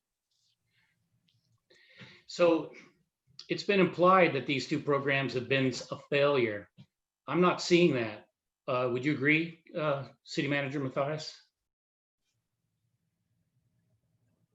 Programs have been a failure. The two projects, particularly the North Bulkhead, that we haven't been able to get them done on our end. Yeah, well, the thing about it, I wouldn't characterize any of that as a failure. And in the end, the Coast Guard's interested in that marina being functional, emergency management, Port of Seattle, private vendors, and I wouldn't characterize them like that. I think that unfortunately they got put on hold, and it's more painful that it was for political reasons because there's a national fight between it, National Marine Fisheries Service, it would appear, and the Army Corps of Engineers. And we've been right in the middle of those discussions. They're not fun. So I think it's just a question of, I think Anthony's confidence that we could retain the $2 million from the legislature is a really good thing. And then, we pass some bonds, so that will help as well. But I think that, this is such a strange time. And the other part of it that most people don't talk about is between the COVID and the racial justice issue and this sort of virtual election, the federal government just has not performed in a manner that you can count on. And that's been unfortunate because we're kind of small fry down here trying to get our share of resources. I think the fishing pier, there's a lot of people that have interest in that. And the fishing pier, I think, is a positive one because you span across the 30th and 33rd legislative districts. So there's a good deal of support for that project. So I would hold off on counting them as failures. I would too. Thank you. Thank you. Mayor, could I quickly jump in on that failure question too on those projects? Sure. Yeah, and would echo what Michael was saying is, well, on Redondo, we've just started. To say that's a failure, and I think it's great that we were able to get money so quickly to help move that forward. So that's a beginning. It's not a failure. And on the bulkhead issues, Des Moines is not unique in having problems here. There are about 50 projects in Puget Sound that should be in the water. None of them are moving, and it is not a problem of Des Moines. It's a problem with a federal agency that has put a halt on everything. And we are trying everything we can to break this logjam And Michael and I are meeting again with Congressman Smith's office on Tuesday. So we're plugging away. And by no means would you say this is a failure. This is a work in progress. And we are not unique in having these challenges. Thank you, Anthony.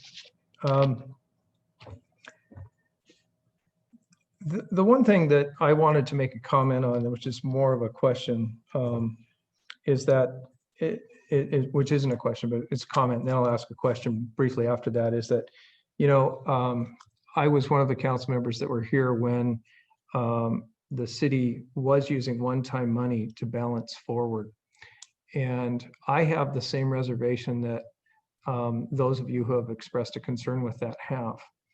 The difference with today versus back then is one-time money was just seen as an item, and it was based on the forecast of the coming year, so that when a project didn't take place, that money wasn't there, and yet you structurally built a budget around it.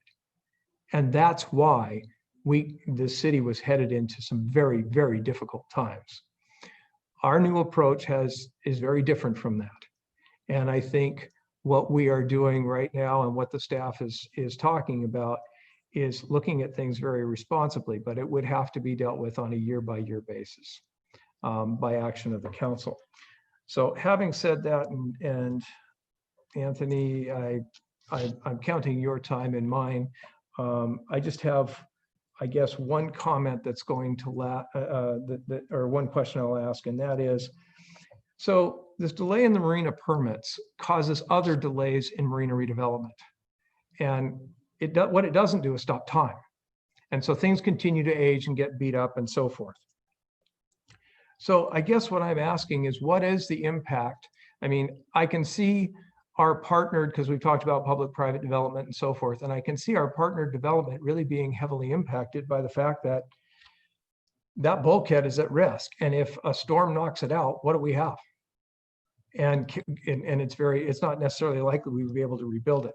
So I would just like the team's input on the other projects around the marina. I believe that SR3 is in a location that they would be fine, but I'm not sure others would be. And I don't believe that, although it would be a gallant effort, I don't believe that our harbor master could pump enough concrete in to hold that wall. So I'm asking, what is the impact on marina floor development based on the fact that these permits are not coming forward? So Mayor, I'd like to respond to that. You know, almost all development, private development, is predicated upon risk and the avoidance of risk or the minimizing of risk.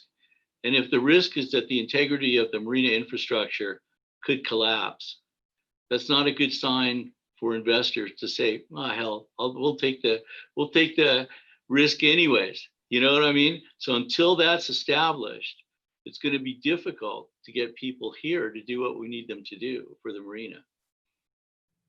That's what I thought. Okay, at this time, I go to Councilmember Martinelli. Thank you, Mayor. I just want to thank the staff for all the hard work they've been doing and will continue to do during this process. And I have no further questions. Thank you. Thank you. Councilmember Harris. So going back to finance here, assuming, you know, things will be somewhat chaotic going into 2021, are there opportunities for getting financial data sooner? I mean, in other words, for basically costing in that we may be in this situation. We're getting a new accounting system. I'm hoping that will help, but is there any planning that we can do to, you know, get numbers in a more timely fashion, even if we're in this kind of status? Well, Councilmember, I can respond to that. I think that you're absolutely right that the financial management system will help access data much more quickly than we're able to do today. I think that the picture is going to change. So whatever moment in time you see something does not secure that the next moment in time will be that. But we, you know, we'll commit to try and provide as timely information to council as possible. Yeah. Everybody's been working kind of understaffed, and City Hall's still closed. So it's all telecommuting, but to the degree we can accommodate that, we will. No, I'm not. I'm not. Questioning that at all. I know everybody has made heroic efforts. I'm just trying to envision a world where chaos is normative, and you have to watch Jurassic Park, right? Yeah, right. So, okay. So, moving on to, is there, City Manager Mathias, is there any money set aside for SAMP in 2021? Or, do you envision any requirements of legal fees, or do you envision the only cost being with the consultants, the money that's already been banked? Yeah, I think I'm going to ask Beth Ann if you know off the top of your head. I believe that we allocated money for SAMP in the 2020 budget. I believe it is in the 2020 budget. I don't know that it's in the 2021 budget. Right. But what we did was the 4 cities signed a contract with some consultants, and that was, I think, $180,000 we paid in our share. Others paid in their share. So that's paid for relative to the review of the SAMP by experts. And, Susan's here, and Susan, thank you for cutting into your vacation to be here.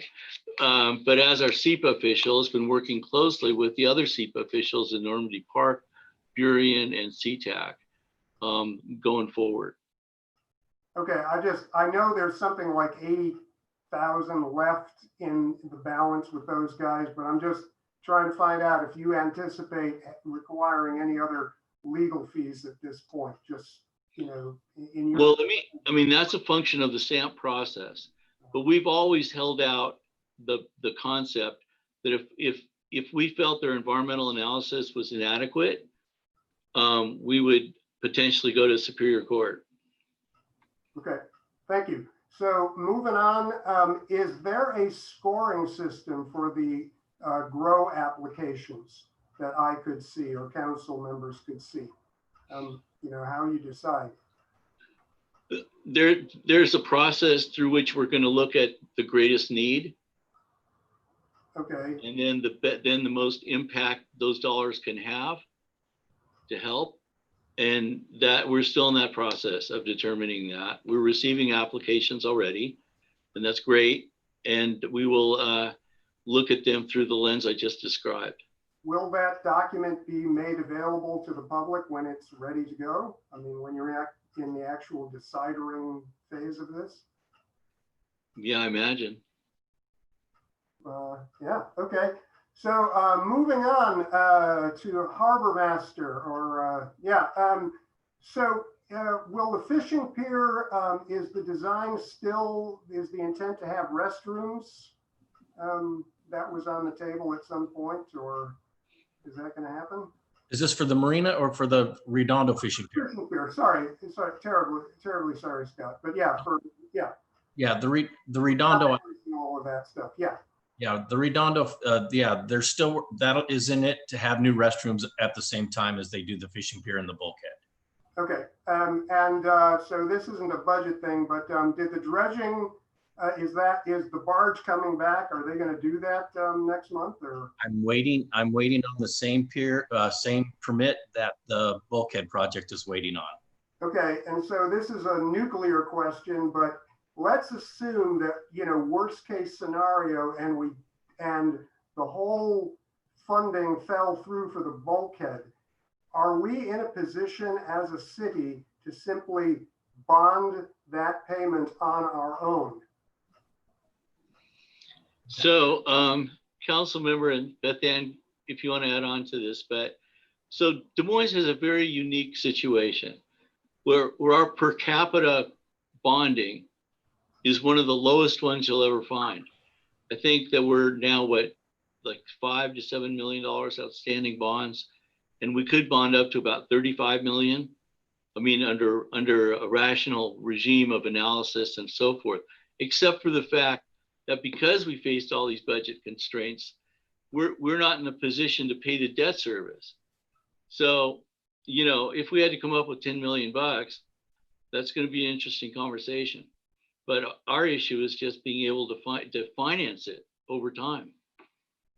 Yeah, I'm just saying, I mean, can you imagine a budget that would include that, given, you know, what, I'm just thinking worst case scenario. I'm not saying it's going to happen, but, you know, since the redevelopment seems to be so intrinsic to the city moving forward, you know. I think that's a bridge we cross to when we get to it. And it may be that there are some ways to, you know, come up with at least, you know, not go to the full enchilada, but maybe it's half of, maybe it's 2 additional 2 or 3 or 4 or 5 over time. And that's something we would need to, you know, bring to council, and you could all decide what policies you want to implement relative to the resources. Okay. Thank you. Councilmember Harris, thank you. I go to Councilmember Buxton. Thank you, Mayor.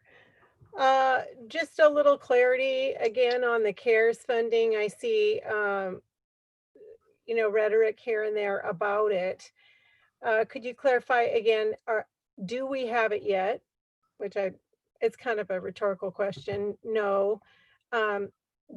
So on this sheet that we were given, the spreadsheet, there's somewhere in the 300-ish thousands, 300 to 400,000 accounted for on that sheet. So where are the remainder of COVID expenses reflected? And then how are we going to work to access our allocated CARES funds, the leftover funds that's not reflected in this chart that we received? Well, I don't think there's like leftover funds. The thing about it is that 300,000 is what we're anticipating paying out. 49,000 being the county money. We'll match that by the city, and then add 200,000 from the CARES, gets us 300,000. And I think, Beth Ann, don't we have it accounted for in here, I think. It's up in the operating expenditures because those are the costs that were diverted to responding to the COVID pandemic, to the health crisis. So right. It's split between the one-time and also to cover the operating expenditures that were diverted to responding. And we just received an agreement in the last few days from Commerce, Department of Commerce, that runs the CARES money into the state of Washington. And I don't believe we've submitted any claims at the moment. Is that right? That's correct. Okay. Good, thanks. That's all I needed to know. That's good for, well, one more question. Do you have a minute? Yeah. So, Beth Ann, I asked you this question a little bit earlier, but could you clarify the beginning and ending reserve and what that means versus a fund balance? I think it says reserve, but you had said something about it being actually a fund balance. It really is. It's our beginning and ending fund balance for the general fund. So I will change that terminology. You're on mute. You're on mute, Councilman Buxton. What does that mean? What's the importance of that? Why is that important? That is it's kind of our liquidity. It's that 16.67. It shows that we have the funds to cover basically 2 months of operating expenditures, and to show that we have, I guess it's that financial or fund balance sufficiency. Because once you dip down below that, you have more difficult time covering your cash flow, as well as you know, making sure that you have your operating expenditures covered by your operating revenues. Yeah, earlier tonight, council member, when the state auditor was giving the presentation, on one of his slides, he showed there was that baseline, that red dashed baseline, and it showed 60 days. That represents this number. That's where this is coming from. And so you could see that we were above that line. That's where we want to be. And so anyway, that's the foundation that the budget is built on, is having that 60-day cash flow reserve or ending fund balance. And I want to add to that, if you looked at this sheet, on the left-hand column, you'd see pre-COVID budget, and we'd anticipated for 2020 that we have $4.5 million. What happened is we didn't spend 1.3, so the beginning fund balance was $5.8 million. So it's your ending reserve is literally your fund balance, and then you go through budgeting your costs and comparing like revenue to expenditure, figuring that all out, and then what you're left with at the end of that year is your fund balance. And that's what we're trying to make sure we always protect.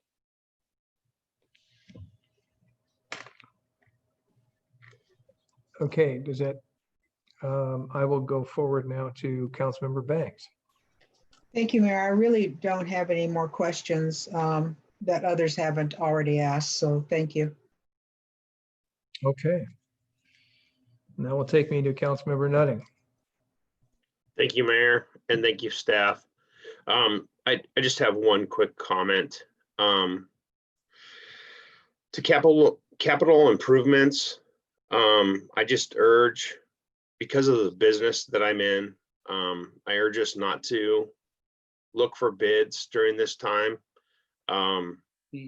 Anything that has to do with building, lumber, anything like that, has gone from, it's just doubled in price. The availability is almost nil unless you're willing to pay for it. So I would just urge staff that during these times that we don't look for any bids on anything. There might be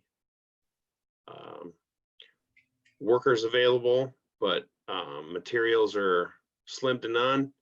And unless you're under contract right now, it's going to be very tough and very expensive to get what you need.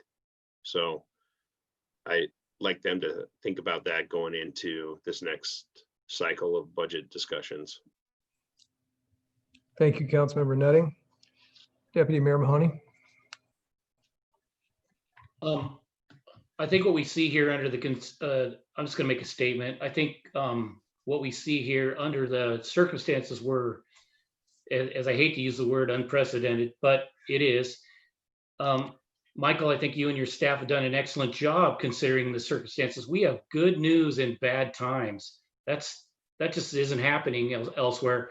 I know you've mentioned that several cities are looking at bankruptcy or receivership or deficits, and we're not doing that. We're more concerned about maintaining our fund balance, and that's a good conversation. And we're talking about 1% or 2%. I just want to state that. One other note is the grant writing from this staff has been spectacular over the last few years, and a lot of people don't give it credit. When you're using other people's money to get stuff done, that's a phenomenal use. And the type of grants you're getting are the right grants. They're not the matching $1 million grants. They're fully funded or 80%. I would love to see something in the financial updates of a collection of the benefits. When I was looking through the screen, I started losing total, but I was near $4 or $5 million of money your staff has pulled in ways that benefit the city tremendously with very low impact to our financial situation. And I think that would be important to tally up and show people the good work you're doing. And with that, thank you for everything. Thank you, Deputy Mayor. I'm going to be somewhat redundant in that I didn't have the tool that was presented tonight, but I have looked at our surrounding cities and kept my ear to the ground. And there's a lot of difficult situations out there. And although our situation, I mean, whenever you're having to look at moving one-time money, even for 1 year into your budget, that's not a pleasant place to be, especially knowing what we know when it becomes a practice. But that's why we built things the way we did. So we had some flexibility and we would be able to withstand the storms. The clear indication from every citizen that I have spoken to, at least in the past 6 years, that was aware of the financial challenges of the city back, going back to that time before we were on the brink of financial, implosion. They all said, we love Des Moines. We want to remain Des Moines. We are Des Moines. And so I just think that, Michael, you and the team have absolutely been relentless. You've been focused. The amount of time that people are spending is so much appreciated, but it goes under the radar. Now, granted, people say, well, they're paid for that. Really? I would say our chief strategic officer is a perfect example of that tonight. She's here on her personal time off to make sure that we get the answers we need. And that, I'm not calling out Susan Cesar exclusively. Your entire team does that, and so do you. And so I think it's the administrative actions and them working with the council and all the difficult discussions we've had over the years, and the concept of, an economic engine, money creating demand, and which creates further demand and creates further demand. It was absolutely, it had to happen. I think even, we've talked a little bit about contracts tonight, and AJ, you've been outstanding. I know you work with Michael and the leadership team, and you've been outstanding. I'm calling you out specifically because oftentimes you're not recognized, but you provide a very essential function. I also want to recognize our court system. We haven't heard from we've heard from the judge in the presentation, and I know that there are things changing in the way that the court's going to function going into the future. I just want to, I really come down to what's hopefully a fairly simple question, because it was a long time getting to the point, but we currently do court services for other cities, including Normandy Park. Will we be able to continue to do that? Because they're going through troubles too. So do you have any insight on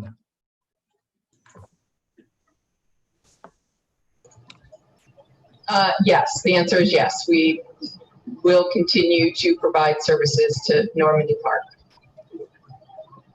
Okay, and do you have any concern about our ability to continue to function as a courtroom under the budgets that you've got? No. Well, look at that. I see both you and Jennifer shaking your heads no, so I really appreciate it.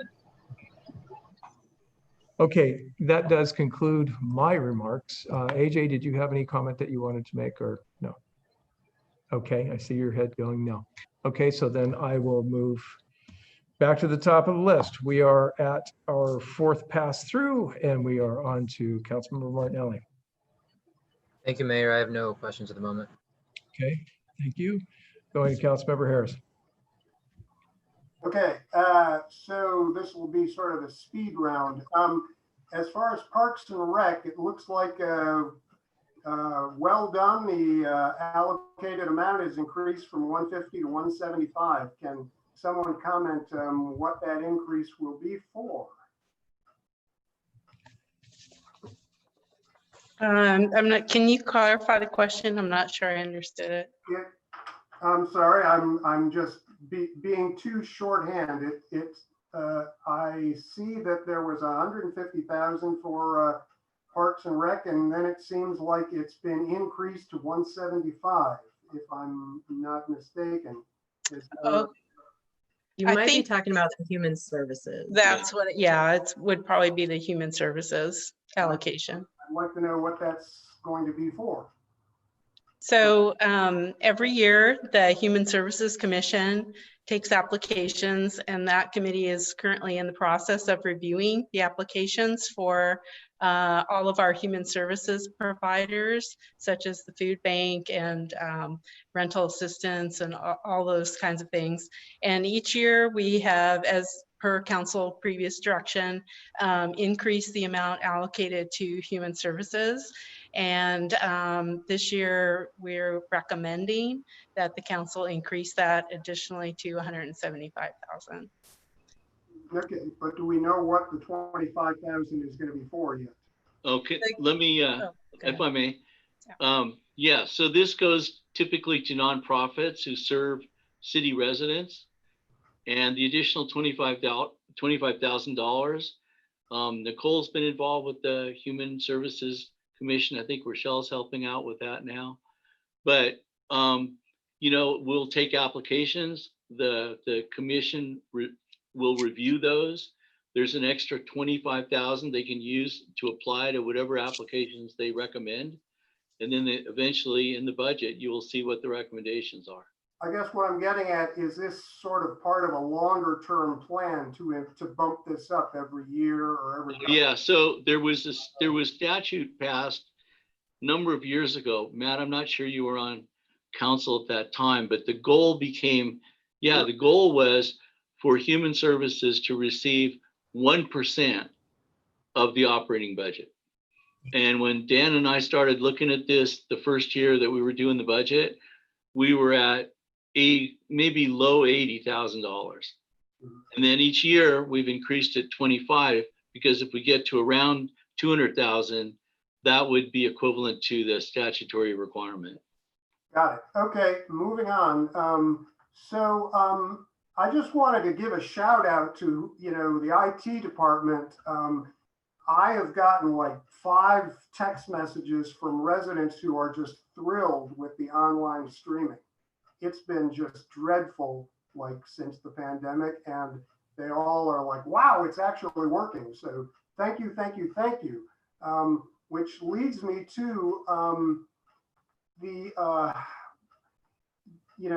has there been any thought of our IT infrastructure? Do we have the capacity for people long-term to be working from home and the court and all that? In other words, is there a need to make actual capital improvements to that? Or are we good where we're at long-term? Yeah, I wish I had the answers to all these questions. But I don't, it's just, we're going to have to see what the demand will be for telecommuting All right, and then, safety.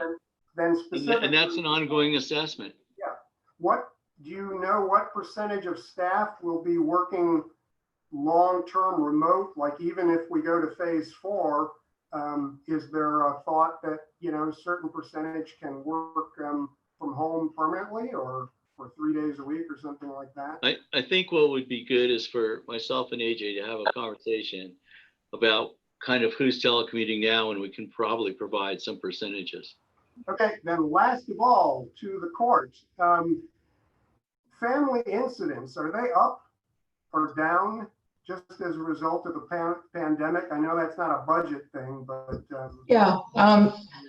I would say anecdotally that domestic violence arrests and filings are up. I haven't looked at the numbers on that, but anecdotally, I would say that they are up a bit. Yes, and not dramatically, but okay. So and Harris, I need you to wrap up. Okay, so any issues, Judge, with Zoom, complaints of fairness, anything like that? I mean, is it working smoothly enough in your estimation? Yes, it is. And the feedback that we've been getting both from attorneys and from defendants is very positive on the whole. I mean, of course, there's glitches that come up. We've all experienced that, spending all this time on Zoom, but we have worked really hard to minimize that, and we work really diligently with the defendants if they are having trouble accessing the platform. Our clerks will work with them to get them on, and we've actually seen people appearing in the virtual court, again, anecdotally, at a higher rate than they were coming in person. So I consider that one of the net positives out of this. Thank you so much, Jay. Do you have another question? No, I'm good. Thank you, everybody, so much for making the time to come and answer our questions tonight. Really appreciate it. Thank you. Councilmember Bangs, are you still good? Yes, I'm good. Thank you. Thank you. Councilmember Nutting, are you still good? Yes, sir. Thank you so much. Okay. Councilmember Mahoney. Deputy Mayor Mahoney, my apologies. I get called a lot of things, Mayor, but I'm fine. Thank you. Okay. I do not have any more questions at this time. So at this point, I will, Councilmember Martinelli, are you still good? I am. I appreciate you asking. Okay, so Councilmember Harris, you get the last 5 minutes. Nope, I'm done. You're good. Okay, well. All right, so that concludes our questions tonight. I want to commend all of the council and the staff. I mean, I think this was great discussion. And because our streaming has worked better tonight, I will commend the IT staff, these guys. You know, with the feedback that we have to deal with at City Hall and trying to coordinate things, we have our city clerk and communications director over there with, I think, 3 or 4 screens around her. I don't get the privilege of using my screen because I have to view it. If I look up there, you can see it looks like I'm not paying attention. So we're coming to the close of our meeting, and I do want to share one thing I just received with the council, and I want to ask a question, and then I will take us to adjournment.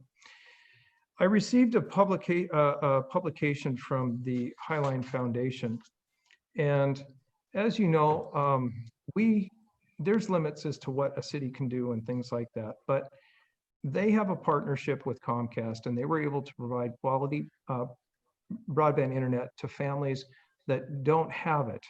And this is hardwired connection for a cost of they've negotiated a cost of $140 per year, but their best estimates show that there are 1,000 Highline students that will not be able to even afford that connectivity. And so they are working to have them online by September.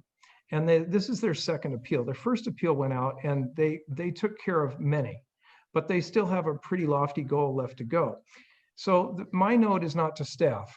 My question here is to the council, in that we have a fund that we have control of, and it's a fund we use to recognize people in the community that have passed away, that have served on the council or a police department or something in the past. It's the fund that we use to essentially it's funding council activity, and we pay for it. It comes out of our check, as you all know.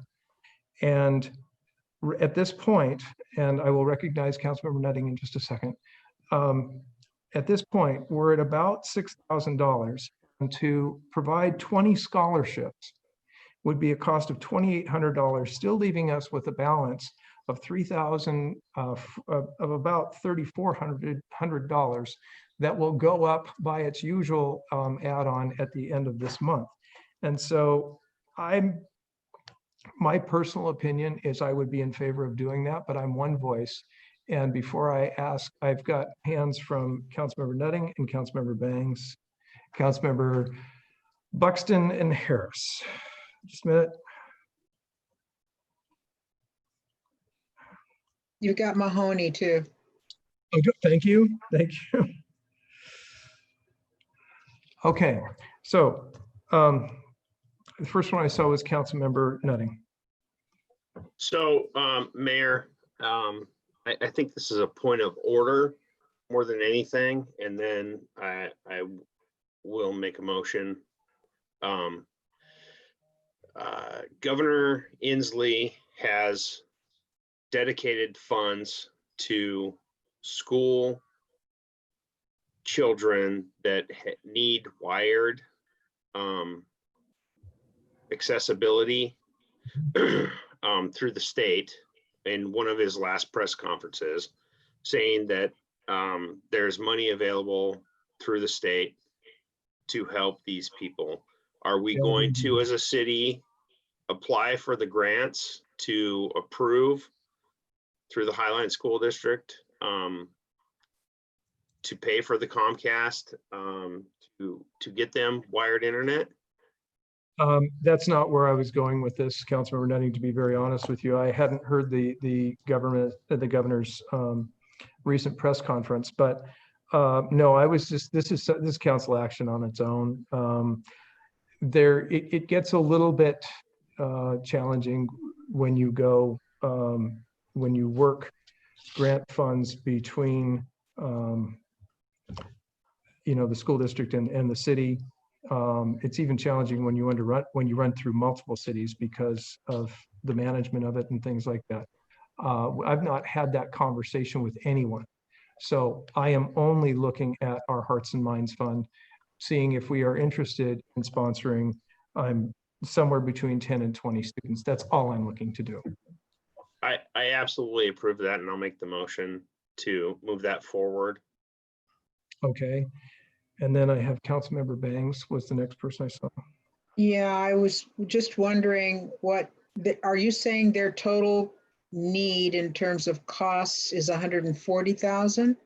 It's 100. Yes, that is what they're saying. Although they have received support from multiple families, they still are not at their target. So, and this went out to people as individuals, because you can make a $12 monthly payment if you want, or you can write a check of $140. So this is, again, this is just the council making a decision over their money, their need. They still have a long way to go.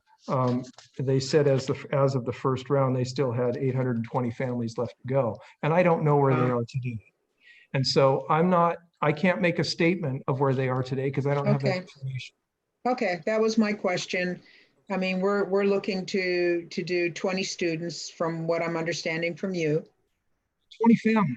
So they're 20 families, yes. Right. Okay. And Thanks that's my proposition only. Councilmember Buxton and then Councilmember Harris. Okay, and then I will see, and then, I'm sorry. Oh, and I'm sorry, Jeremy, I'm moving along, answering questions. Councilmember Nutting did make a motion, and I will second that motion because the motion was to approve this. I will second that motion, then we'll continue with discussion. Thank you for pointing that out. So the next person we have Buxton, Harris, Mahoney, and then Martinelli. No question, Mayor. Thank you. Okay, thank you. Councilmember Harris. It is a wonderful gesture, Mayor, and I fully support it. However, as I've spoken to you and Councilmember Nutting and Deputy Mayor Mahoney, the city should, it's only the right thing to do to take some of that CARES money and in a meaningful way. I'm not going to pick a dollar figure, but 50 grand would be pretty good. This would, as much as I support local business use of that money, this is the essential function. I mean, you have to have that good internet connection in order to educate your child. And we're just dropping the ball if, as a city, we don't help make that happen in a truly meaningful way. Councilmember Harris, the only thing I can say is, again, I understand where you're going, and I'm not going there, primarily because there have been conversations with me and other council and board members at the school district. There are a lot of these things in the works, and they are, and I've even spoken with some of the leadership through their board over there. I couldn't even begin to know what the ask would be, or if they need any money beyond this. The foundation works in step with their board, and they are the ones that are charged with raising the money. So I'm only asking that this council do what it can to provide to that. I understand there's a great need, and we need to, I'm just trying to help where we can. I get it, and I'm using my time to say that this is, something that the city should do, and that's it. Thank you. Fair enough. Deputy Mayor Mahoney. No brainer on this. Okay. And Councilmember Martinelli. Thank you, Mayor. I think it's a good idea. I support it. I don't know if my colleagues would be open to it or what the procedures would be for this, but I would even be open to, for example, our next check next month, maybe even the ones after, us just taking all of that amount and putting it into the Hearts and Minds Fund so that we can drastically increase the amount of students that we reach. I don't know what the logistics of that would be, or if that's even possible, but I personally would be open to donating my next couple checks in order to go towards that fund. But even if not, I support it and am in favor of it. I don't ever like to put council members in that spot because I really don't know everybody's situation. But all council members have the opportunity, if they choose to do something like that, they can talk to the city clerk and they can go ahead and make that assignment. So I will leave that with each individual council member. But at this point, we have a proposal on the table to take $2,800 from our Hearts and Minds Fund and use it to sponsor 20 families through the Highline Schools Foundation to help with internet connectivity. And I would ask all those in favor to please raise your right hand and say, I am. Please don't take your hand down until I count your name. I see myself, Deputy Mayor Mahoney, Councilmember Harris, Councilmember Buxton, Councilmember Martinelli, Councilmember Bangs, and Councilmember Nutting. I believe that is 7. Okay, that is 7-0. Thank you, everybody. And Mayor, I'm sorry, Mayor. John, sorry, just one last, Dan wanted to give council a very brief update on our CIP process that will also be in play going forward. So if you can indulge us for 2 minutes, we'd appreciate that. Okay. Council, staff and I are going to be meeting next week to hopefully finalize a draft CIP. We hope to bring that forward to council for approval September 27th or 24th, last meeting in September, before we start on the operating budget. That presents some challenges for us to get that draft CIP through the committees like we had hoped. So we are planning to distribute the draft CIP to the council probably the first week in September, and ask for any comments or questions related to that draft well in advance of the process at the end of the month to approve that CIP. The reality is we're just given the schedule, we're not going to have the time that we thought to run that through each of the committees and get that approved in where it needs to be approved at the end of September. So we want to get it to the council in an email or a hard copy, and then we'd be happy to answer questions about that draft prior to presenting it at the end of September. Thanks for your time. Dan, just to be clear, when it is presented at the end of September, we will be able to ask additional questions. Oh yeah, yep. Okay. All right, council, that takes us to the end of our meeting. Our next meeting will be September 17th. Is there a motion to adjourn? Dear Councilmember Nutting. Looks like oh boy. I saw the hands from Councilmember Nutting and Councilmember Banks, so I'm going to go that way. All those in favor, please put your hand up so I can count you. Hey, hold on, please. I wanted you to send the information about the Comcast, the Highline Public Schools Foundation to the council. So if we wanted to donate our checks, that's fine. Absolutely fine. I will. Can you please send that? I need to do that. Absolutely. And then I motion to adjourn. Okay. Okay, and then I got the second by Councilmember Banks. I have a hand up with Councilmember Harris. Yeah, I just wanted to 10 seconds. I wanted to give kudos to the basically the staff out in the field for doing just a magnificent job during this pandemic. I see on social media sometimes people will grouse and complain about this or that or whatever, but I have never, I'm at the marina every day. I have never found the staff to be anything except timely and just really stepping up. So that's it. Thanks. I think we are all in agreement there. So all those in favor of adjournment, please raise your hand. Please keep it up until I recognize it. I'm seeing Councilmember Nutting, Councilmember Bangs, Councilmember Martinelli, Councilmember Buxton, Harris, Deputy Mayor Mahoney, and myself. We are adjourned. Thank you very much.